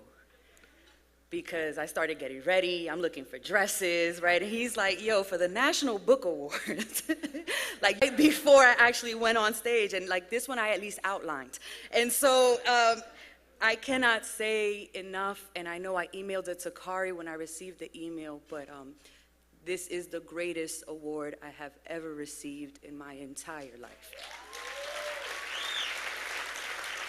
There is no sticker on a book. There is no New York Times list. There is no Amazon #1. There is nothing that compares to being loved and held up by the people who helped build you up, for them to recognize your work. For anybody who has read my first novel, The Poet X, if you go to the acknowledgments, you will see the Brotherhood Sister Sol shout out. It is to that extent that I was raised in BroSis to pay homage. I was raised in BroSis to honor your elders. I was raised in BroSis to talk about the lineage of where you come from. And I talk about BroSis all the time. I was born and raised here in New York City, as you all heard, in the exact same apartment building as Sylvia Canales, across the hall from her. She kind of stole out of my speech, so pretend you didn't hear, right, her story. What Sylvia did not mention is at 11 years old, I was way too young for the program that she was running. It was a teen program. But at 11 years old, I was still really precocious. She was trying to recruit my older brother, who was 16 at the time. And I was just like, but why can't I come? And like, I'm a better writer than he is, right? And I became her tail. Anywhere Sylvia went, I went, right? And even at the time I was writing, but I was writing from a place of so much anger and so much curiosity. Growing up in a neighborhood that had Columbia University, I would see the ways that the young men in my neighborhood were arrested time and time again for selling drugs to the Columbia students who got to graduate and go on and have amazing lives. And there was a dichotomy there as a child that you're like, hold on, wait a minute, like something here doesn't add up. Something here doesn't make sense. And my poetry came from that kind of societal commentary, right? But it was at BroSis that I really began to think about tenderness, right? Not just the anger and the wrath, but let's talk about the other writers who you are in conversation with, Liz. And I watched Abraham and Frank and Cheyenne, right? As I got to sit with Emmanuel Candelario and speak with these other poets, I was the youngest, I was a baby, and they were all really good. And I was like, dang, I gotta get better, fast, right? I'm also super competitive. But it was in this space where we were learning about Aramin Sarras, right? Where we were talking about the transatlantic slave trade, things that I wasn't necessarily learning in school, things that my own parents had never been taught. So it was a supplement to my education. And I just remember, you know, I wasn't the best student. I wasn't someone who loved going to school. But every single Friday from 7 p.m. to 11 p.m., because thank God we had amazing facilitators who would just hang out with us for hours on a Friday night. Like, having been a teacher, I'm like, I'm getting out of here at 3:30, right? Sylvia and Jacques and Damon would sit with us for hours on Friday, just allowing us to recite our poetry and learn from each other. It wasn't about making us amazing, award-winning writers. It was about providing a space for young people who had so much hunger in what they wanted to say, and were learning from each other and just providing safety. And at critical times when I think a lot of us were lacking in safety, it meant so much, right? It was really important. My writing in general, when you read it, I think is one that I always say, I am unflinchingly honest. I will not lie about my people, but I am also so tender. I want any young person who opens my book to know they are loved, that this author is holding them, that this author sees and respects them. And that was how I felt whenever I walked into that building. I remember being in 10th grade, I had a history teacher who was lovely, right? I'm not here to hate on any teachers. But he was someone who we were talking about social movements, and I remember asking him, you know, we don't talk a lot about women leaders. Like, where are the women warriors? Where are the fighters? Where are the women who are coming in? Having been in BroSis since I was 12, right, I had an idea of some folks, but they weren't being mentioned in school. And Beacon is a great school. They weren't being mentioned in school. And so I remember coming to BroSis, and I'm really angry. And for some reason, I went up straight to Khary, right? He was not my facilitator per se. Khary was always really busy. He sat in the corner. He's like writing proposals. But Khary that day was going to get this work. And I'm like, Khary, I was in school today, and I asked about the women leaders and the women warriors, and my teacher said that there weren't any, right? And Khary looked at me, and I was like, and I want to write a poem about it. I've been Googling, and I got some names, but I need more names. And Khary just began running down a list of names. And I'm over here writing, like, okay, I got to go Google and do my research, right? But it was that poem that when Jason came up here and started reciting, not in your textbook, I am, that was the poem that started from being cultivated in that space, right? And I do want to share the poem with you all. I do want you to hear what it felt like to be a young person who was influenced at every level. I think I would still be a writer without BroSis, right? I give a lot of attributes to BroSis. I would still be a writer. I would not be writing with the kind of love of my community, with the kind of joy in celebrating us, with the groundedness in always respecting the writers who have held it down long before me, that I am just one in a line of many, if I hadn't been taught the kinds of principles that this organization taught me.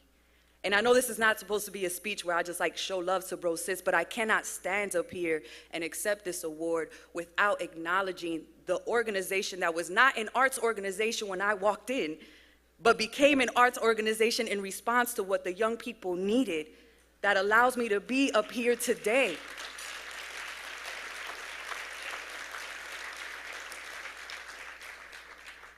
I am the daughter of Nefertiti, born in the womb of Araminta. The manifested soul of Sojourner, the blood flow of Evita, the heart of Xena with the mind of Athena. I throw my right fist in the air, in the other I hold my sword. I lead my people from enslavement, tell them follow that drinking gourd. Walking roads of warriors like Joan, I sit in an Amazonian throne, crowned by Queen Hatshepsut. Lead a resistance like an Ashanti queen against the rules. With a spear on my back and a cross on my forehead, follow Nanny of the Maroons. And forget those who try enslave me. I shall not let them encage me. I wade through waters with a tribe of Isad Koseshis, try to follow the ways of Indira.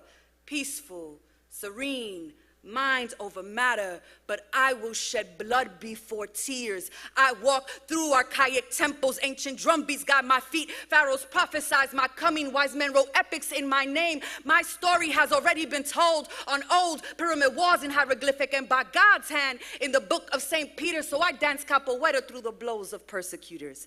Your fist shall not hurt me. Real leaders never fall.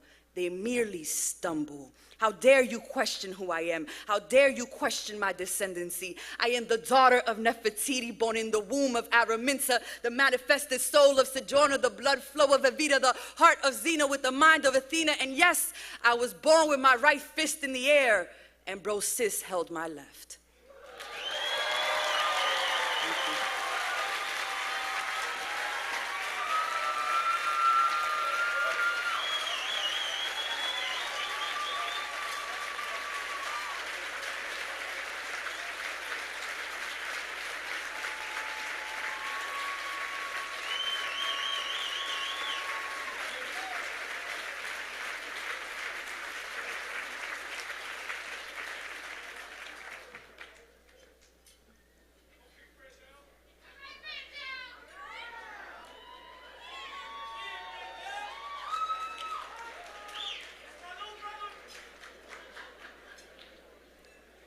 Good evening, BroSis family.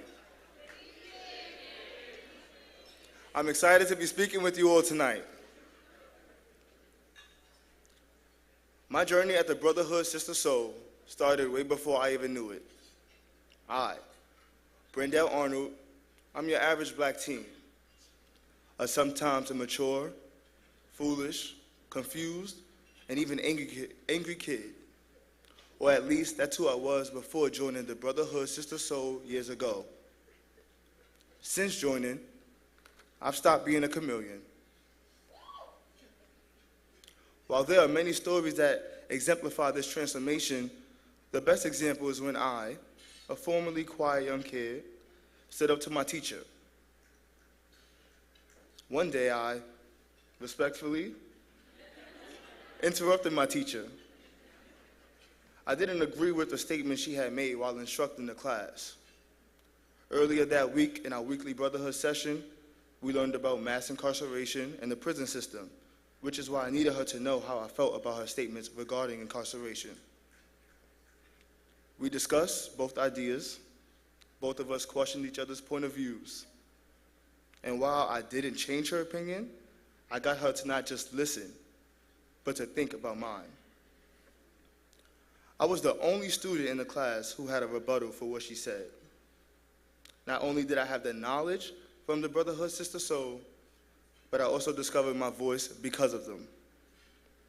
I was able to walk away that day having about 25 students and one teacher see things differently simply because of the Brotherhood Sister Sol. I would have never had the audacity nor the courage to speak up if it wasn't for the Brotherhood Sister Sol helping me find my voice. BroSis built my character. BroSis added that razzle-dazzle that I didn't have somewhere within me. I am one of many students in the class, but let's imagine what the world would look like if every student knew that they had a voice, and they used that same voice to go out and make the world as best that it could be. This is what Brotherhood Sister Sol does for my community, our community. It helps marginalized youth find our voices and go out and change the world. BroSis helped me love the skin I'm in and who I am becoming. The new me barely recognizes the old, yet loves him nonetheless. People who come from the neighborhood I come from and go through some of the same things I've went through, they don't always end up where I'm going. But because of my family and the Brotherhood Sister Sol, I know I will get there. Since the beginning, BroSis and my family have been one. My mother was clear. I needed to be at BroSis simply because my older brother and my older sister were members of the program. And yeah, she forced me to join. However, it was my choice to stay, and there has not been a single day that I have regretted that decision.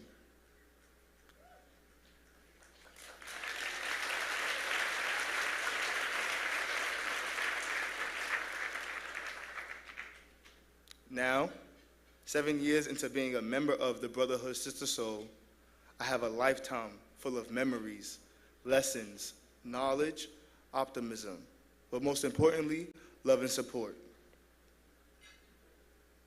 BroSis has been a great asset to not just me, but my family as well. As a single parent of 5, BroSis was a great helping hand to my mother. Looking back now, I realize BroSis has truly been here all along. My sister, she's been an alumna for 10 years now, and she's still connected to both her chapter leaders and the organization. I also have 2 younger sisters who are members of the program as well. And without the Brotherhood Sister Sol, we could have been anywhere with our hands in many things that they have no business being in. But instead, we are honor roll students.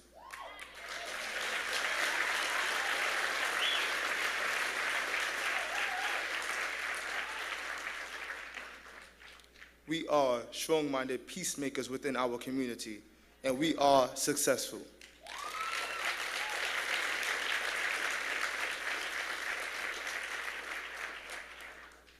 Whether it's a birthday, a baby shower, graduation, or any major life event, I know that when I look up, I'll see folks from BroSis there in the crowd cheering us on, reminding us to keep going. Being a BroSis member has meant being transformed into a better version of myself. It has shown me who I could be based on those who are around me. Role models. Men and women who are successful and look just like me. With BroSis, I attended educational trips, watched documentaries, read articles, and met with many diverse leaders. I learned more about my history and heritage, which helped me discover who I am, because how can you know where you are going without knowing anything about where your people have been?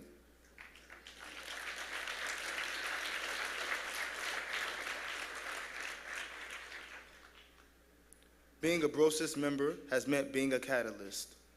Since joining, I discovered that I want to embody change. The Brotherhood Sister Sol has started that fire within me, and I want to continue to spark change within others. Next month, I will graduate from high school and pursue my post-secondary education at the Hampton University.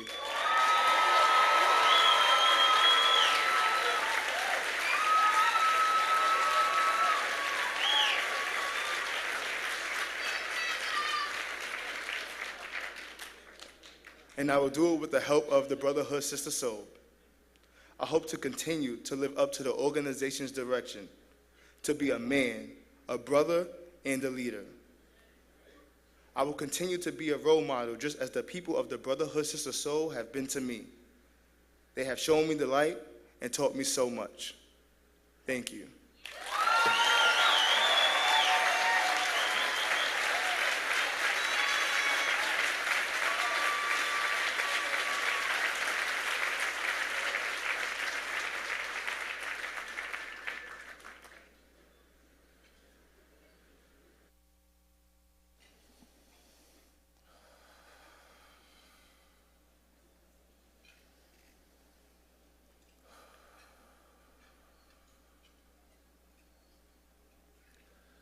The flowers that are due, botanical garden bloom. If a seed is a tree and we're feeling in tune, then our building is a tree that grew from a room, space that was held.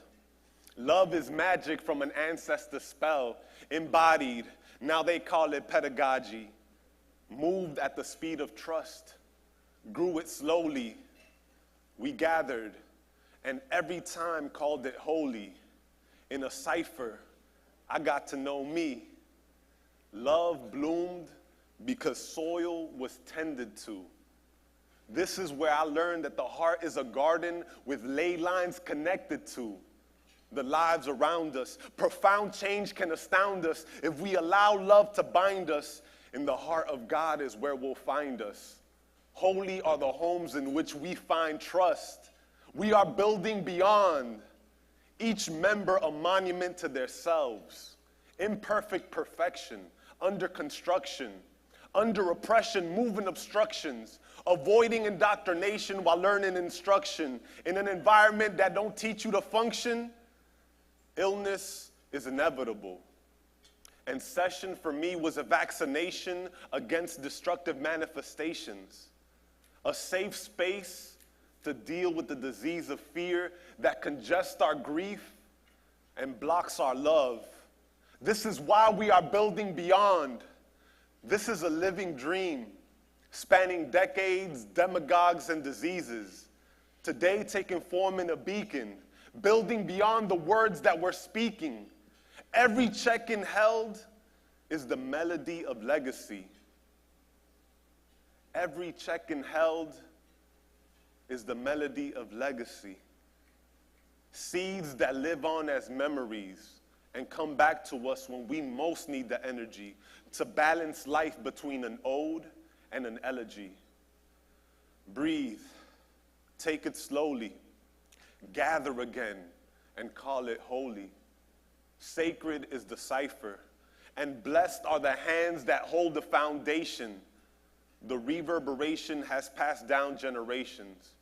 Flowers to the gardeners who saw a bouquet where others saw brokenness, who see the soil and know the soul is not the surface, who plant roots and know that time and love will show a purpose. The universe hums with gratitude, platitudes coming back to you. My brothers, thank you for tending the fire and lighting a way in this wilderness. So many stand because of you, so we take a moment to water the roots and return some of that love back to you. Thank you.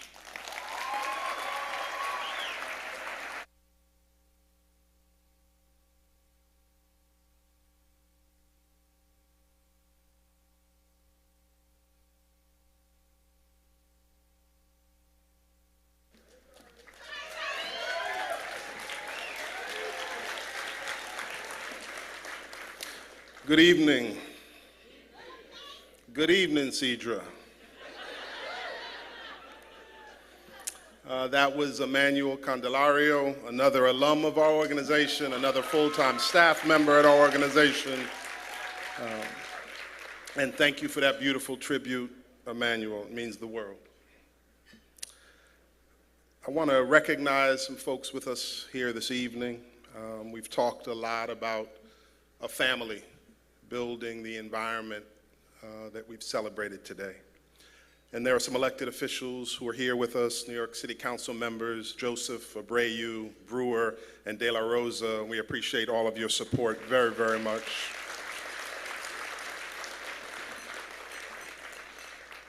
Manhattan Borough President Mark Levine, who you saw in the video, thank you for all of your support.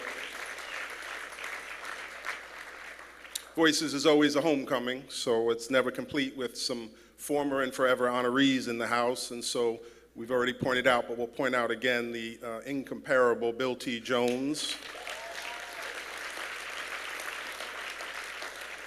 And dear friends and leading civil rights lawyers and activists and folks who have done so much for our community, Ted and Nina Wells.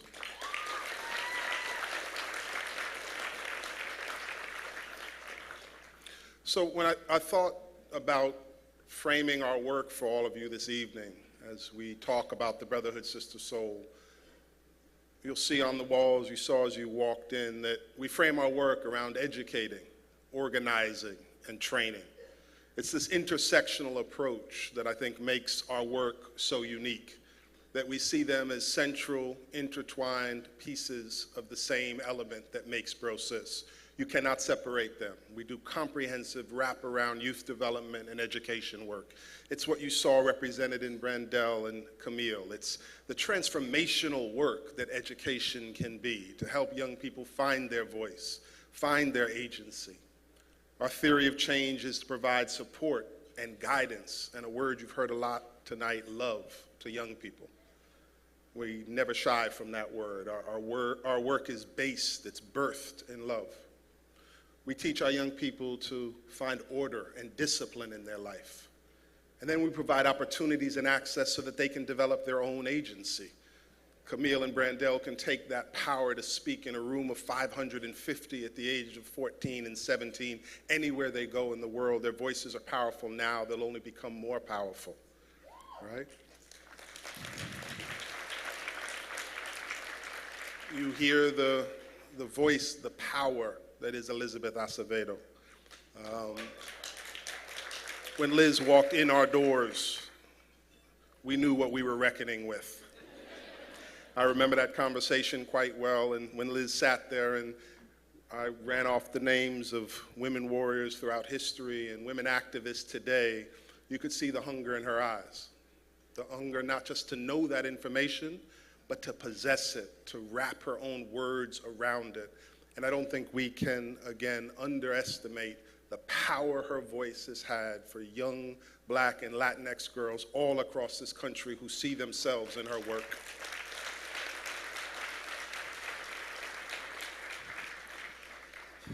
So they are emblematic of what we do. These are the core parts of the Brotherhood Sister Sol. We educate, we organize, we train. We've been doing it for 27 years. We do it because it is the unique and necessary work. We do it because it needs to be done. And that is the approach of our organization. What is unique, what is necessary, what needs to be done. You've heard about what we've done in response to the COVID pandemic. It is a beautiful thing to be here in this room this evening, to return to be in person. But we have to recognize the over 1 million dead in this country.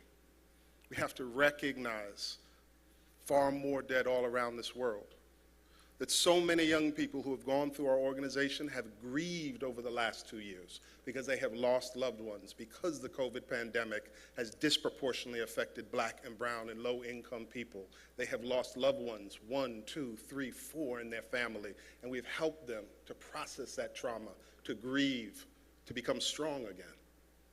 When they said that they needed access to technology, they needed the computers so that they could do the online learning that was expected of them, we bought them laptops and provided hotspots. When families lost jobs, we provided emergency financial support to pay crucial bills, writing small bills in small increments to cover those essential needs that a family had because people lost jobs. When food was necessary in our community, we did what was necessary. We did what was unique. We stood up, we pulled food together, we sourced it, we boxed it, and for 2 years, every single Wednesday, we distributed boxes and of groceries and bags of groceries, and we fed 1.1 million meals in 2 years.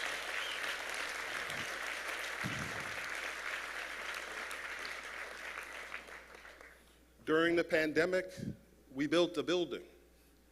This is the video that you saw. We built something that is far more than the concrete and the bricks and the steel that holds it up. We built a beacon. We built a sanctuary. We built a temple for our young people that tells them every single day, as the 3 alum you heard from in the video, that they matter, that they are important, that the work of the Brotherhood Sister Sol is vital. That is what the building represents. It is not another building in the city of New York. That is not all that it is.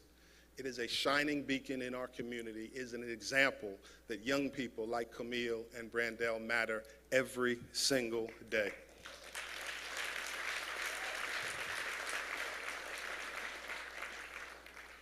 And so we educate young people, we organize for change because we are unapologetically a justice organization.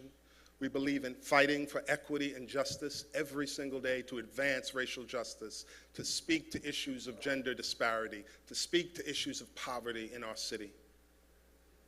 1 out of 3 New Yorkers lives in poverty or near the poverty line. In a city of 9 million, it means 3 million people are making choices every day about housing versus transportation, about health care versus food, about the very clothes on their backs. In this, the wealthiest city, in the wealthiest nation in this country, in this world. 1 out of 3 living in poverty. New York City has a public school system of 1 million children. 10% of our public school system children are homeless. They do not know where they will rest their head that night. 100,000 children are homeless in this city under our watch. And so in response to those realities, we do what is unique and what is necessary. We do this work because our young people deserve to be held, supported, loved, and guided every single day. And we know that if we do that support and guidance and love, they will grow strong, their voices will develop, they will become the powerful leaders who will activate change. And so what sets Brotherhood Sister Sol aside from so many other places is what you heard this evening already. It is the voices of our young people and our alum. It is profound, unsearing, unflinching commentary on our world. And as Abraham said in his poem, the activism that comes with that analysis. That is a powerful tool to merge analysis with action. Understanding the conditions they were born into, and then becoming activists to transform those conditions. It is the essence of Brotherhood Sister Sol. It's why we join here this evening. It's why all of you celebrate and support our work. It's why we need your continued support to advance our work. And so when you leave this evening and you think about what sets Brotherhood Sister Sol aside, what makes it unique, what makes it different, it's that we educate, it's that we organize, it's that we train across the country, yes, but it's also that we help young people to analyze the world around them and to become the change makers we need to create a more moral, ethical world. That is the work that we do. That is the work we do every single day.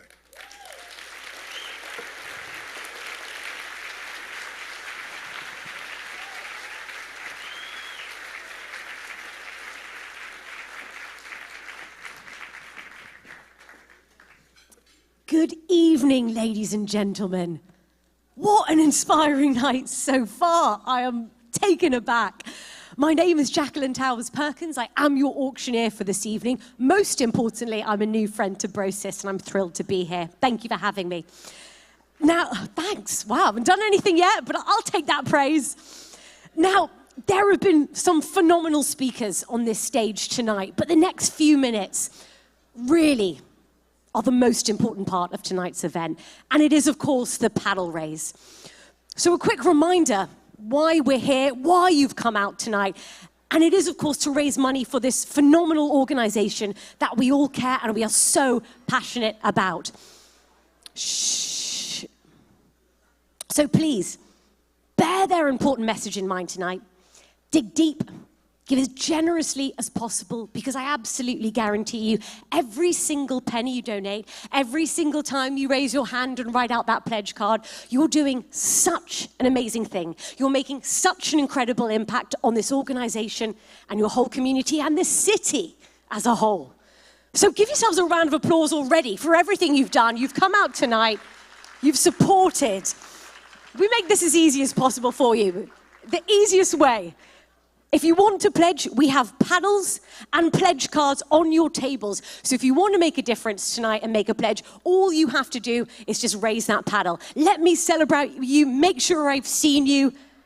And then our pledge card is also a QR code. You can scan that and make a donation as well. Now, we've got volunteers throughout the rooms who, when you wave that, will come and give you a hand. Can our volunteers just give a big wave so we can see you all over the room? There they are. So give them a big wave. Now, for those of you at home, first of all, thanks so much for joining us. We're delighted you're with us. You too can support us at this time. You can be part of this amazing moment by using the text to pledge link on your screens. Now that's Voices 17 to 44 321 to donate. So thank you for joining us. Now the way it works, ladies and gents, I'm going to be calling out levels. Give it the level you want to. If anything, maybe if I can ask it, give one more than you feel comfortable giving. Push yourselves. Get out of your comfort zones. But more than anything, ladies and gents, please give something tonight. Shh. There's no reason why we can't have 100% participation tonight. You are the who's who of New York City. You're the glitterati. You've shown up. And if you're not giving, who else can we rely on to support? So 100% participation. Now look, the first level I'm starting with, ladies and gents, and it's a big one. Shh. But I know we've got the generosity in here. I've heard you clapping, I've heard you applauding all night. So I'm starting high. I'm going to see if anyone can raise their paddle and make a life-changing donation at $25,000 this year. Oh, keep that applause coming. Wow. No, keep it waved, madam. We are celebrating you. Wait, was this one? Was this two? Oh, guys, keep this applause coming because we have 4 paddles on table number 9 from this gorgeous blonde, from this stunning brunette, from this handsome young man, and from that gorgeous angel in the room as well. 4 paddles. Keep that coming. That's $100,000 raised, just like that. Oh, sir, I see you. Guys, keep it coming. There's angels in the audience tonight. Can you feel that, guys? My God. Sir, I'm coming to you. Keep that coming. If you're not donating, guys, I need you to applaud. And I understand if you're not. But at $25,000, sir, you're a superstar. Thank you so much. Oh my gosh, 125,000 in the room raised just like that. That is, my God, what a start, ladies and gents. Superstars in the room. Can anyone else match those donations now? See how easy that was? It was so easy, wasn't it, sir? You just did that. Oh, sir! $25,000! You gorgeous thing, you! $25,000 right here. Another fabulous gentleman right here in the room. Keep that applause coming. We've just made 150,000. Oh my God. Wow, you guys you're blowing me away. I'm blown away by that. This room is electric. Can anyone else match that? Because this goes towards 4,000 nutritious meals. We've just raised, I can't even do the math, that's about tens of thousands of nutritious meals for our members. And for many people, that's the first meal. Sir! $25,000 from this gentleman. You are spectacular. Where'd they find you? You're brilliant. Fantastic. 25,000 right here. That's just another 4,000 meals that are oh, madam, of $25,000. Oh, and you look gorgeous. Gorgeous and generous. How do you do it? Thank you so much. I know, it's tough. We can't all be like you. Another $25,000. You're spectacular. Thank you so much. Oh, sir, stop it. Stop it. I thought we were done. I was like, we couldn't possibly. And then you're just coming out like that and giving $25,000. Yeah, that gets a handshake. That was all worth it. I've lost count. Are we at 175,000? Maybe who's better at maths? 25,000, sir, that's exceptional. That's another 4,000 meals raised. That's full bellies. You guys have blown me away. My God, I've totally lost track. This is a huge amount. Remember that for our members, 90% are living under that poverty line. So those meals are so much more than a meal. That's an extension of love. That's so much. We've just filled so many bellies this evening. Any more donations to that $25,000 mark? Possibly. Anyone else? I'm asking because you're blowing me away. I wouldn't have thought. But anyone else want to match those donations and join the saints of BroSis this evening? Any more donations? Guys, can we have another round of applause for our fabulous donors at the $25,000 mark? That was... what a start, my God. thank you so much to each and every one of you. And thanks for those applauding, because if you're not donating, you're applauding, you're still making such a big impact. Our next level, we'll drop it down. I'm going to ask if anyone can come in at 10,000. I see you back there. Madam, what are you donating? Are we doing 10,000? 10,000? Oh, yeah, great, thank you. Back of the room. I see you, madam. Thank you so much. Oh, fabulous stuff. Thank you so much. At the back of the room, another 10,000. 10,000. Another. The ladies are coming in. That's $20,000 raised. Just like that. Oh, madam. Thank you, $10,000. You're a superstar. Thanks, Ellen. Any more? I see you, sir. I'm coming to get you. And I'm coming here. It'll take a while, guys. I keep bumping into you, sir. Sorry, you're going to have to turn your chair, my love. Yeah. I see you. Gentlemen in the room at $10,000. You're a king. That's king moves. Madam, $10,000 you're giving?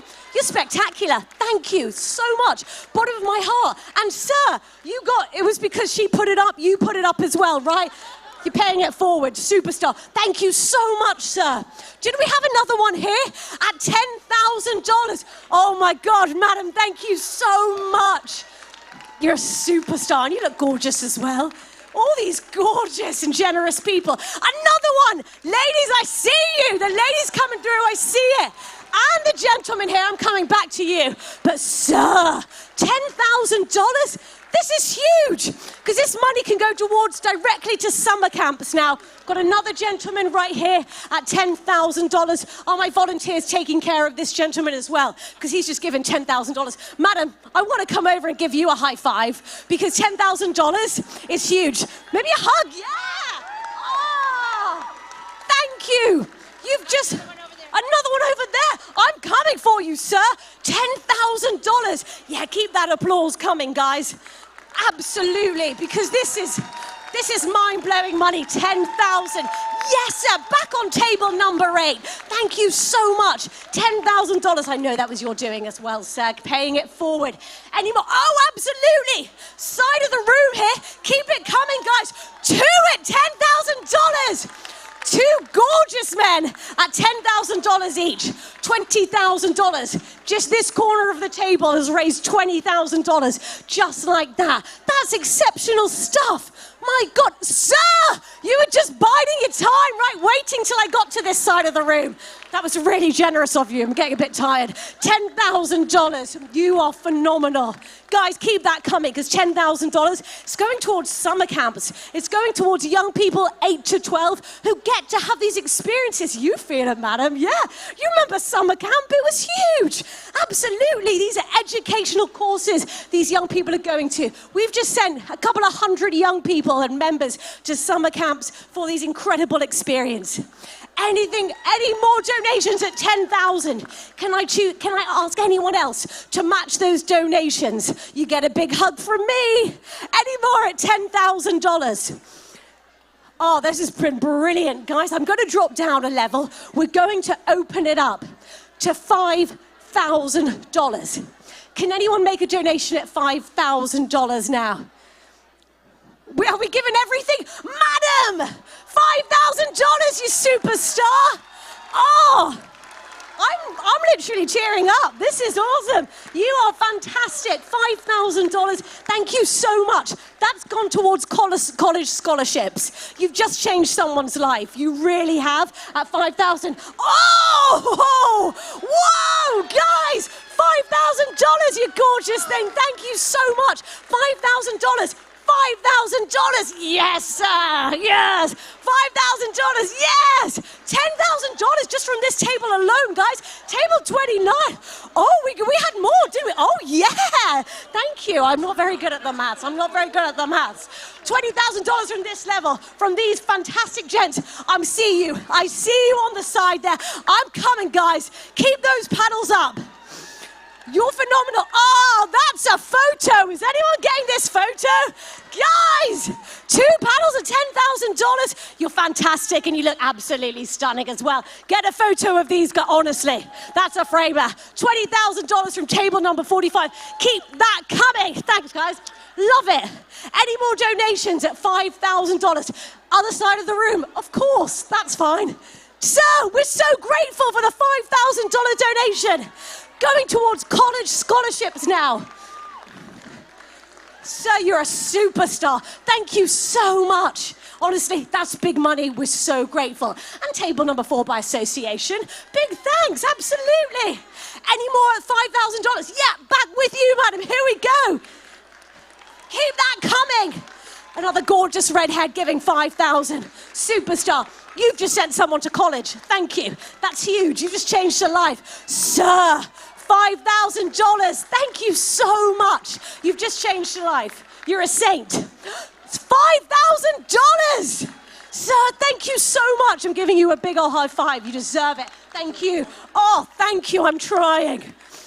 And here, madam, are you getting a hug? Is that what we're doing? Oh. Big round of applause, table 24. Thank you so much, madam. This has made, we just sent so many young people to college because BroSis members, 94% of their seniors are going to college. That's phenomenal. That statistic is mind-blowing. Let's make sure they go and aren't held back by financial restraints, right? That would be a tragedy. Any more donations at the $5,000 mark? Anyone else want a giant sweaty hug from a British woman? Any more donations at $5,000? No, we'll drop down a level then. 2,500. 2,005. Oh, I knew you were coming for me. Yes, my love.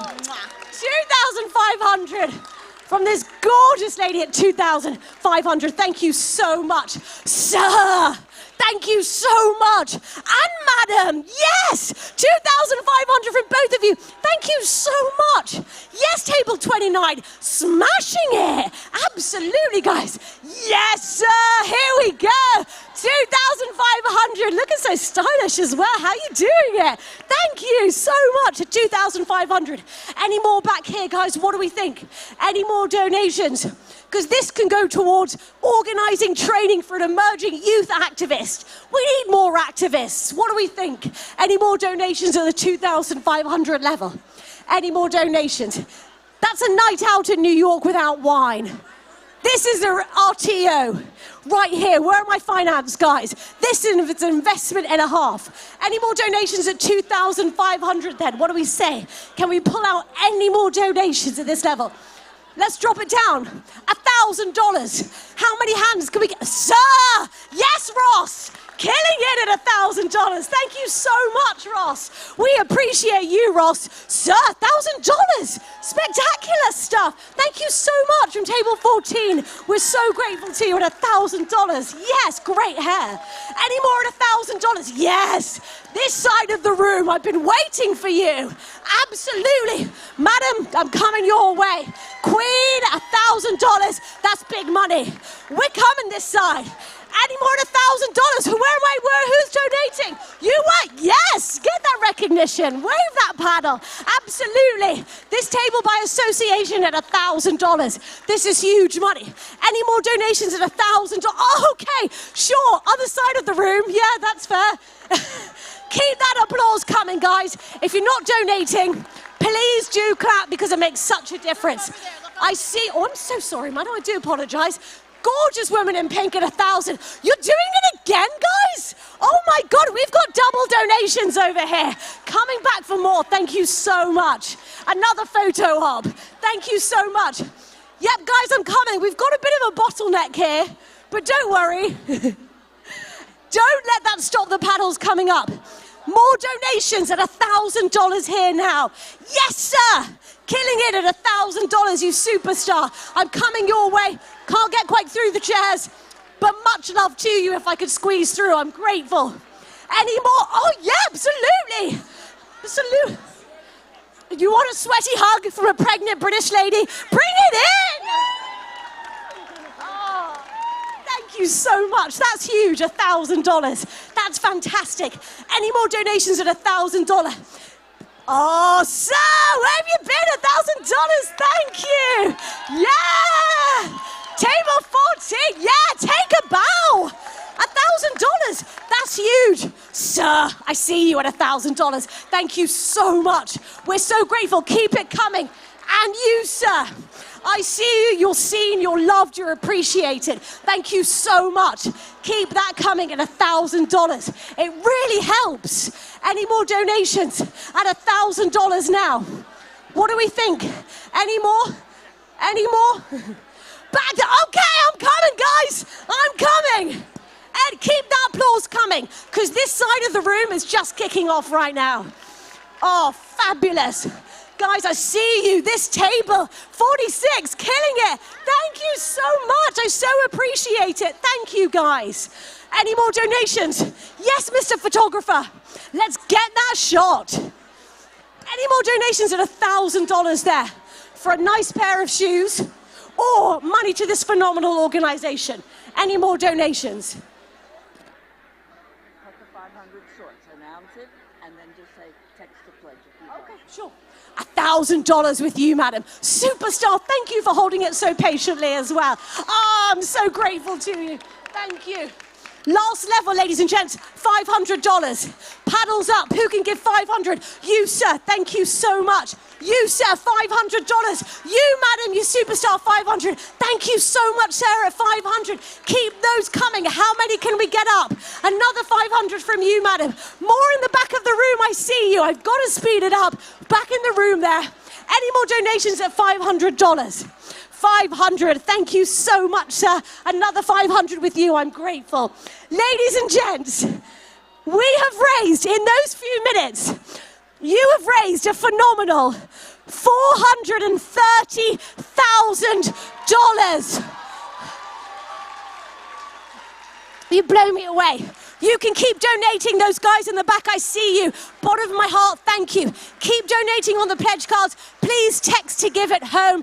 Give as much as you can. Give us your cab fare. Give us the change in your pocket. We're beyond thank you. Enjoy the rest of your night. Bottom of my heart, thank you so much.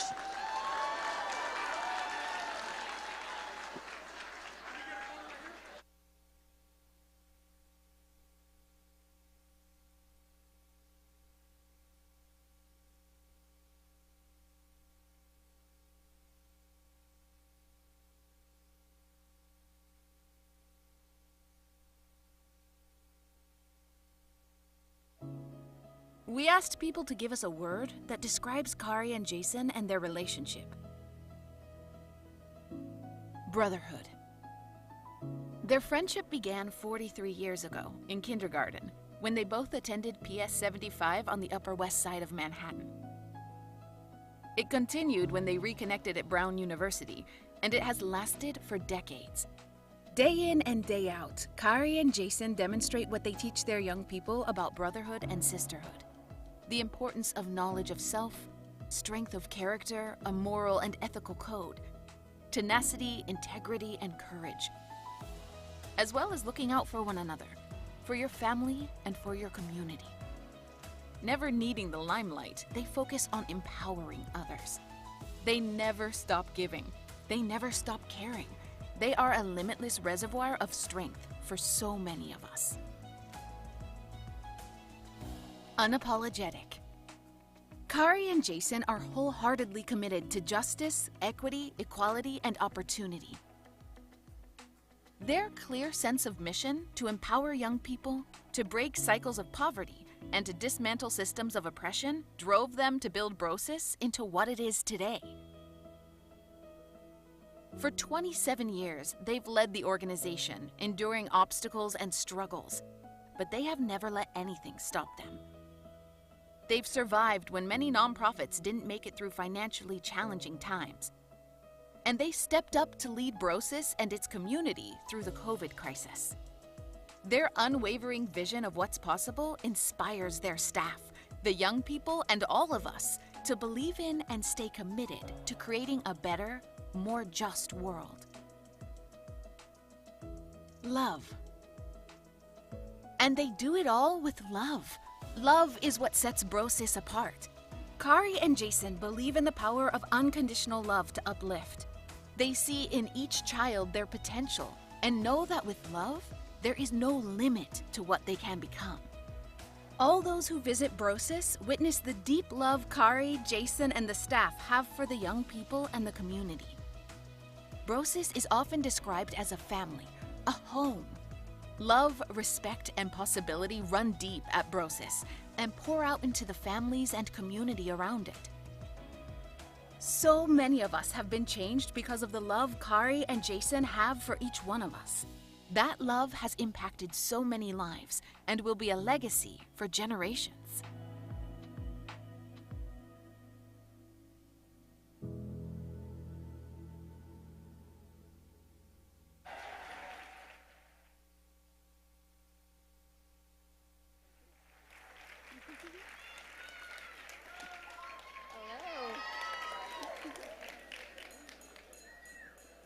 Good evening, everyone. Can you hear me? My name is Farah Jasmine Griffin, and I am proud to be the co-vice chair of the board of directors of the Brotherhood Sister Sol.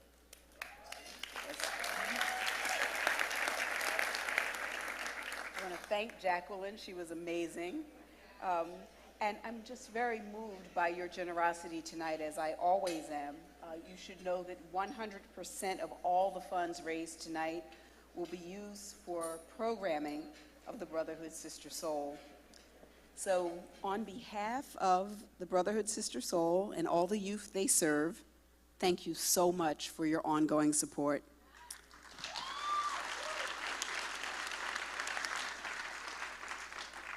So we now come to the end of our program. We're going to be honoring our fearless leaders, Khary and Jason. And we're going to do something new tonight. Instead of having speeches of the honorees, I'm going to do an interview with them so you can get to know them up close and personally. But before we do that tonight, we've received a very special message from a very special guest. 20 years ago, Khary and Jason were featured on the Oprah Winfrey Show. And she recognized them with the Oprah Angel Network Use Your Life Award. She gave BroSis $100,000 to renovate the brownstone that became our home for all those years. So this year, we decided to honor Khary and Jason, just as we've completed the new building, and to do so by asking Oprah if maybe she might like to congratulate them too. So we asked her, and she was all too willing to do so. So please, let's listen to this little message from Oprah Winfrey.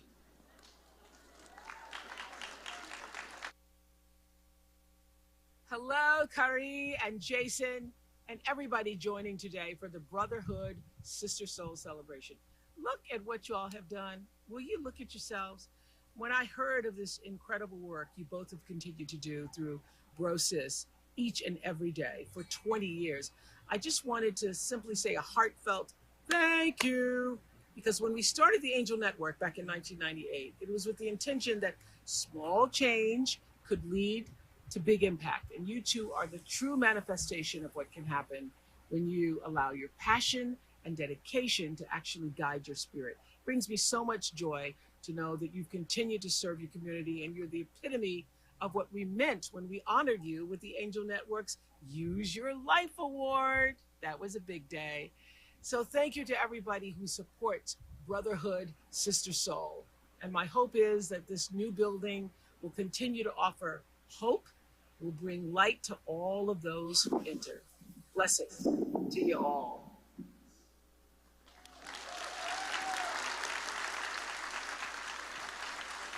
So Voices attendees, please join me in welcoming back to the stage Khary and Jason.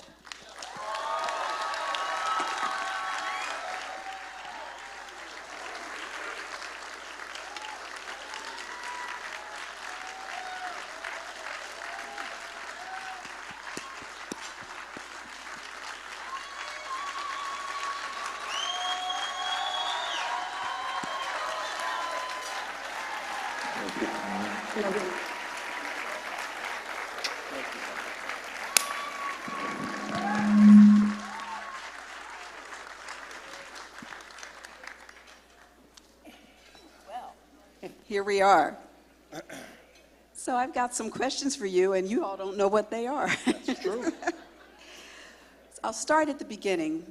We always hear that BroSis is a family, but we mean that quite literally a family, because your parents have been with you from, well, the beginning of your life, certainly, but have served on the board. Your parents, Jane and Doug, and your parents, Minerva and Chris, from the very beginning. So can you give us an example of something your parents taught you that shapes the work you do every day? Why don't we start with you, Khary? So when I think about the man I am today,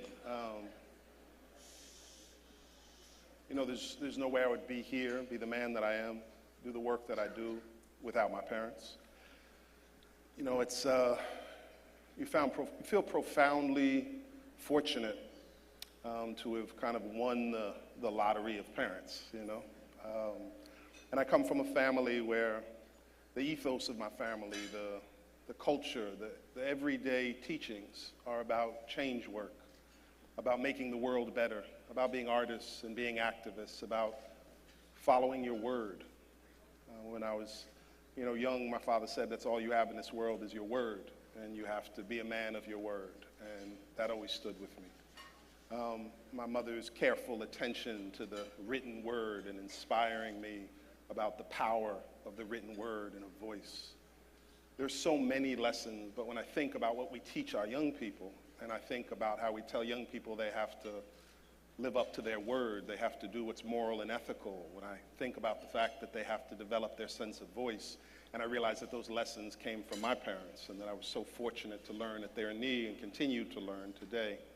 You know, it moves me each and every day, the profound lessons that they have taught me and the man that they have formed that's sitting here talking with you this evening.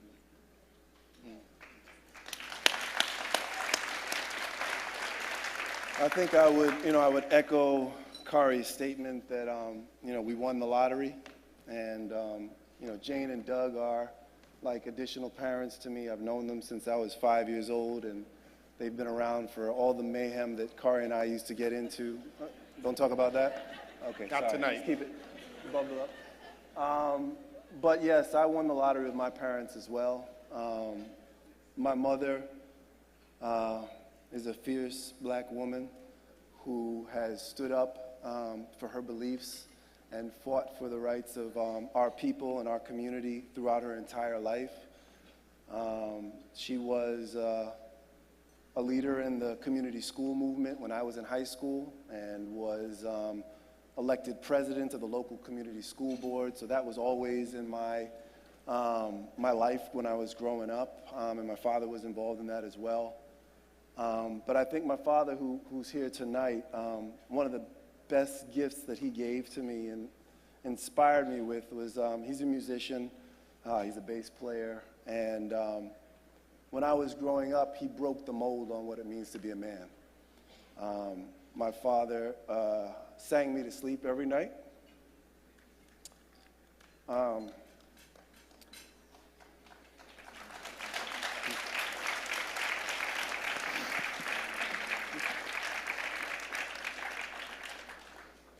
And, you know, showed me that to be a man is also to be loving, is also to be caring, is to be there for your family, and to play an equal role in the upbringing of your child. And so those two things, I think, the social justice side and the love side, you know, I got from both my parents. Yeah.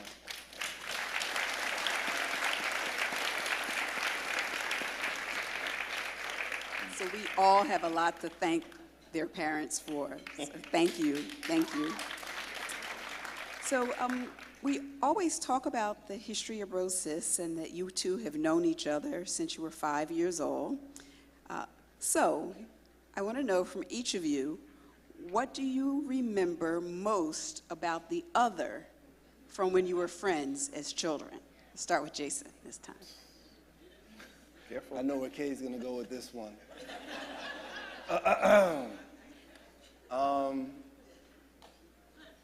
You know, it's funny, at a previous Voices, I actually went back home and I have, from elementary school, these yearbooks and, you know, different art projects that we did. My parents kept everything, you know, for my entire life. And, yeah, not always a good thing, but in it I found this, this poem that Kay had written back in the day. And, you know, it really spoke to being fierce and standing up for justice. And I think even from a small child, Kay was always like that. And I know he got it from his parents. But it was something that I saw, something that I experienced being friends with him, and something that as we grew older, always inspired me. You know, and when we started this work, I mean, there was nobody else I would have rather done this with, you know, because I knew Kay. I knew where his heart was, I knew where his spirit was, and I knew that we were in line in that way. You know, Jason is somebody who, you know, is a man who leads with his heart. And everyone who knows and loves Jason knows that. His favorite quote, he's got a lot of favorite quotes, but one of his favorite quotes is that revolutionaries are guided by true feelings of love, Che Guevara. And that sense of love was always in Jason. I mean, I don't want to get twisted. He was a bad child. When I first met him, and we were kindergarten, he knew I was going to say this. I think he hit me in the head with a block as his greeting to me. He denies it's true, but it was true. But he did it out of love, I will say that. He said, that's going to be my friend forever, and so I'm going to hit him with a block. But Jason was always a leader in elementary school. He was somebody that people looked up to. He was somebody that people were inspired by. He always had the gift of gab, but he also just always had this twinkle in his eye, which he still has today. He walks the world with love, love in his heart, love for his family, love for community, love for society. And when I think back to him as a boy in elementary school, when I think back to the way he interacted with other students, the way people followed him, they didn't follow him because he made them follow him or he was intimidating. They followed because they wanted to, because they were really drawn to Jason and his energy, his beautiful spirit, and the love he walks with. And so I think that was evident to me, you know, even when we were children. Mm.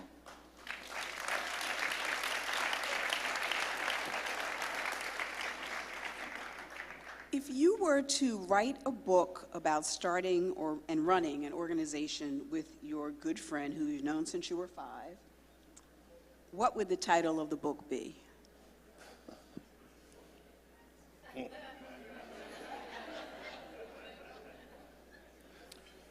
Oh, you go ahead. Go ahead, man. No, you moving over there. Go ahead. Yeah, man. I mean, it hit me. By any means necessary.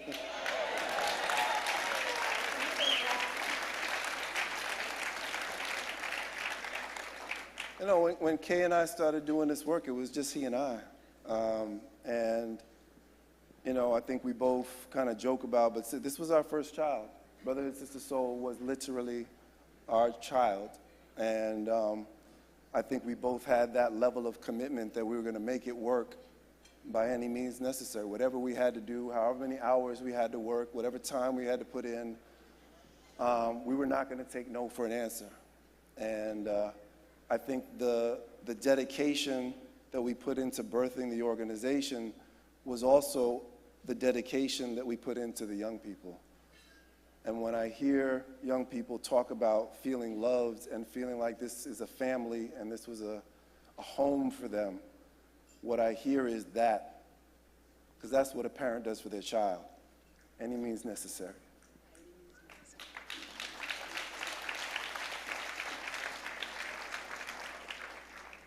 I think that the title of the book would be Manifesting a Dream.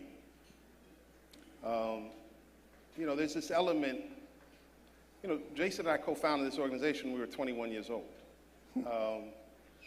It's a pretty unique thing to have done that at that early an age, to have made this decision to create an institution, to try and struggle to live in a more righteous and conscious way. And I say struggle because we made plenty of mistakes and we weren't always living righteously and consciously. Speak for yourself.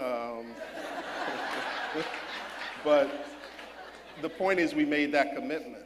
And I think one is that it's very unique to have done that at that age, to taken on that responsibility. I think of the first international study program I led to Egypt. I was 26 years old and co-leading a group of young people in Egypt for a month. I think about, thank you for turning over your children to us back then. They all came back safe. But I also think about our relationship. I have a lot of dear friends, people who have been with me for decades. I think one of the things I feel very fortunate about in life is the length of relationships I have. I'm a very loyal person, a loving person, and so when people are connected to me, when I'm connected to people in that way, I keep them in my orbit and I stay connected to them because there's a real deep connection and synergy there.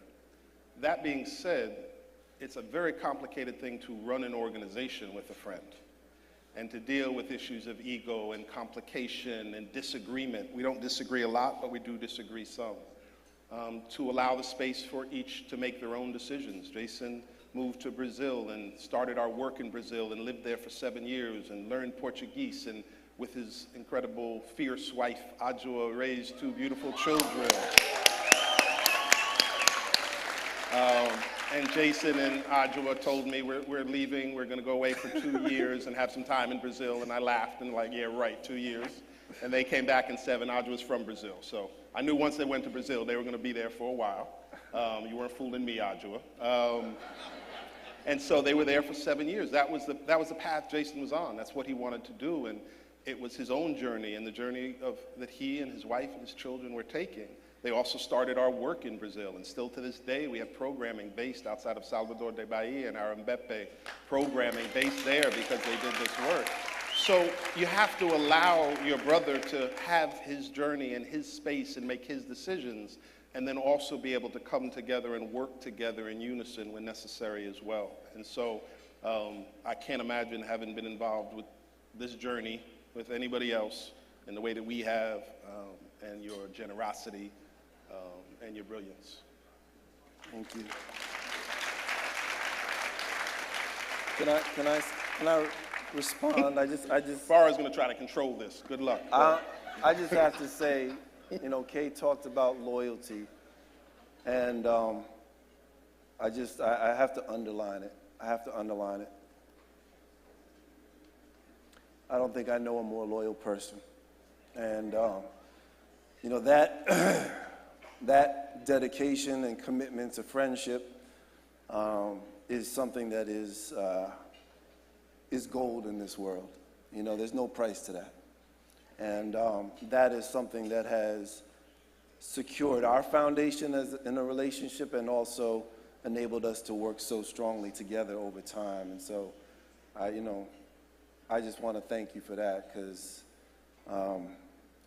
between that and also the, Kay and I started this organization together, but we also ran programming together. Like, we were partners with the young folks. And I will say this, and, now executive director, associate executive director, we don't have as much direct contact with the young folks in running programs anymore. But I would go back to that with you any day, Kay. And I love it. So we've been talking a lot about your past together. What is something that each of you wish for the other in the next 40 years of your friendship? Wow.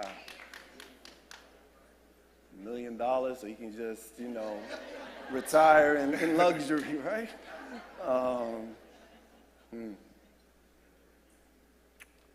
Wish for the other person. I think he's about to say something. I jokingly said that, but I do feel this, that the wisdom that Khary brought to this organization If you don't know Kay, I mean, he's an encyclopedia. His brain, I don't know how it fits in the head of his, really, because he's so intelligent. He's got so much knowledge and information. Liz talked about it. I mean, if you talk to him about any topic, he can rattle off information and knowledge about it. And I think that the world needs that resource.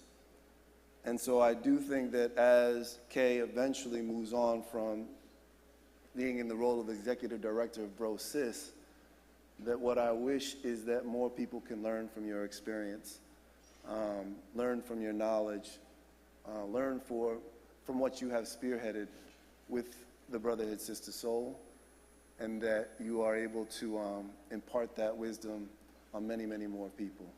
So, yeah. Thank you, Jeff. Y'all be so blessed.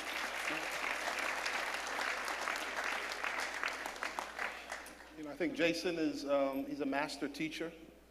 He's somebody that young people are drawn to. I can only imagine what it's like to have him as a dad. Lazarre and Zena are here. They can testify to that. So I hope two things for Jason, and we've talked about this a lot. You know, when Jason left BroSis for a while to go to Brazil, I think the journey he was on is still a central part of who Jason is. Jason is an explorer, world traveler. I want him to be able to do the training and the teaching that he most wants to do, to be free to do that work, to help other people learn what we do at Brotherhood Sister Sol, to really spend his time focused on a national and international level to help people to do that work. So from a professional perspective, that's what I hope for him. From a personal perspective, I hope for him tranquility, and I hope for him peace. I think that Jason is somebody who's running all the time and always says that, and I hope that he has the time to be still and to sit and to think and to be tranquil. Thank you so much. It's so beautiful. If you were you can probably see it from where you are, but sitting between them, this is real. I can feel it. This is real. This is love and brotherhood. In closing tonight, I have one final honor, and it's a surprise. You don't know about it. Nobody knows about it. So this evening, we've recognized and celebrated a number of milestones. We've celebrated 30 years of the extraordinary work of the Brotherhood Sister Sol. We've celebrated the milestone of honoring an alumna for the first time and honoring the two of you, our founders and leaders, our visionaries. We've celebrated the milestone of this beautiful building. If you haven't seen it, you've got to come to see it. It's a holy space. And it's a building that will ensure that our work will last beyond our lifetimes. But there's been one final obstacle to the full ownership of the land surrounding our new building. And tonight, in honor of all that you have built, and to help ensure that the work of the new building can continue without further obstacles, a person who loves this organization deeply has purchased that last piece of land next to the building. So now BroSis is truly, truly rising on land that we fully own.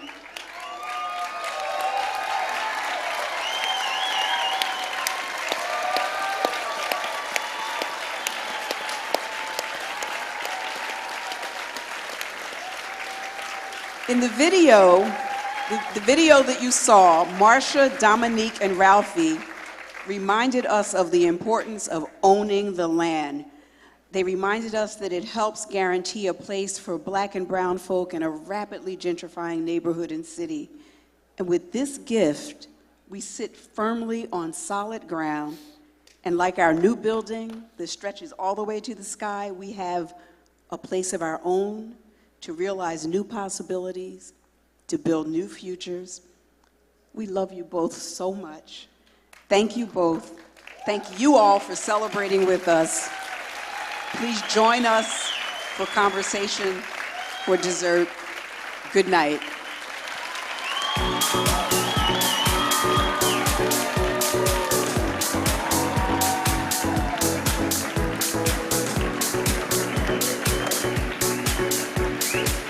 That's amazing. I'm glad I kept myself together.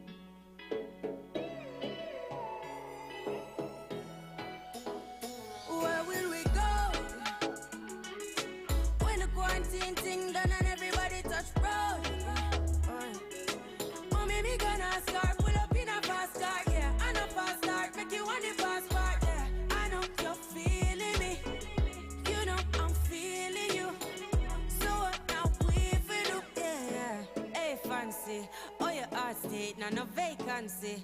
Last time, see up on FaceTime, chatting up the place, boating on my relationship. Me, I go put you on lockdown.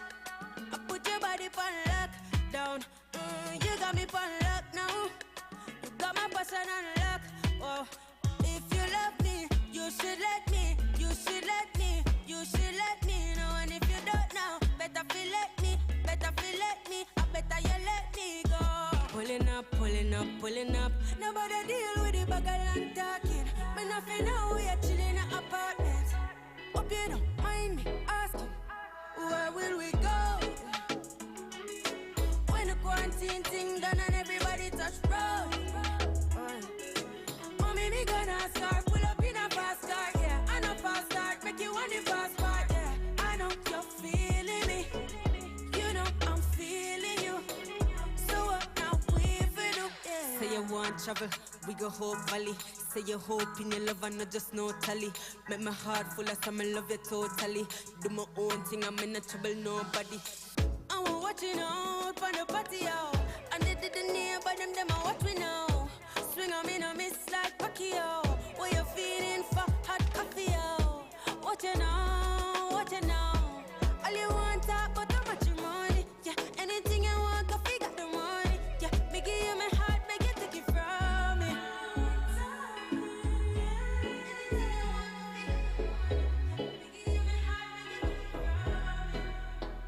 Where will we go? When the quarantine thing done and everybody touch road. Mommy, me gonna start, pull up in a fast car, yeah. And a fast start, make you want the fast part, yeah. I know you're feeling me, baby. You know I'm feeling you, baby. So what now we for do, yeah. Baby, are you feeling me? Cause I'm really feeling you. Baby, are you feeling me? Cause I'm really feeling you. I'ma pull up in my fast car. Pull up in my fast car. Feeling that rock star. Anytime you see me,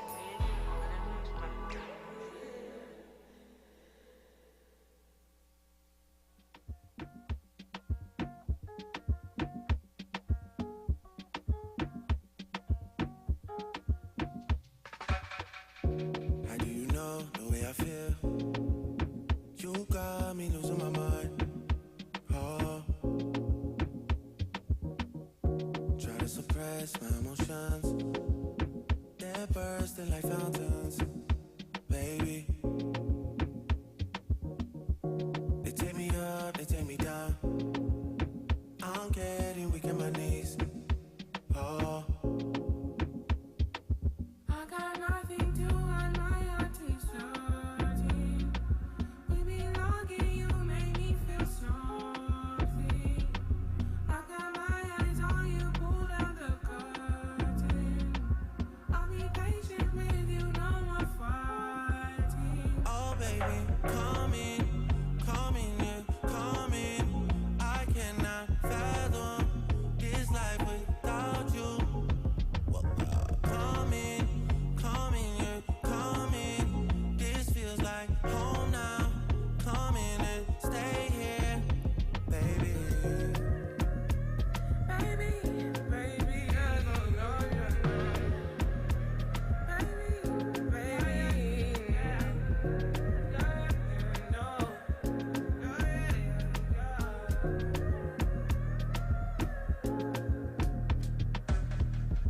I feel in my mind. I wanna dance tonight. It's in the air tonight. Yeah. You know it's all your fault. No, I don't wanna say no. You're broken down the door. Don't make me go, no. I just wanna hold you. I need no control, no. Would you let me love you? Me love you, it's all over. I lost my composure. I got love to show you. Would you let me love you? Me love you, baby. I got nothing to hide, my heart is hurting. We belong and you make me feel something. I got my eyes on you, pull down the curtain.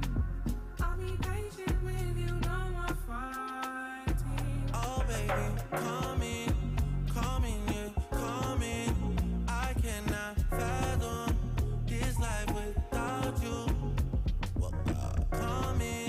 Come in, yeah, come in. This feels like home now. Come in and stay here, baby. Baby, I don't know your name.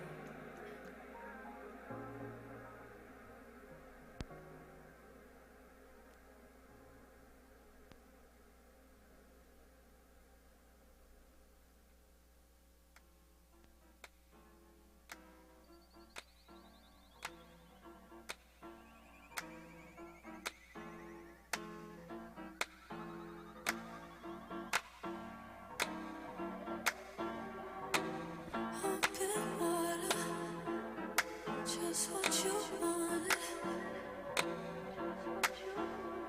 Don't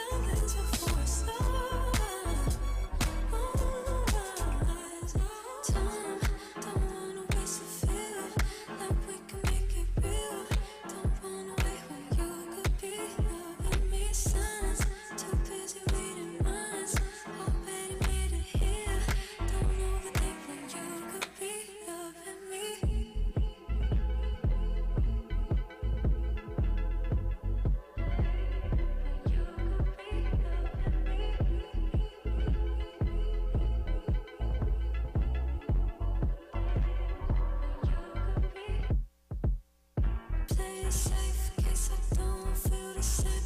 Oh, end of the day. Won't face what you do, afraid to say it too intimidated. When you could be loving me.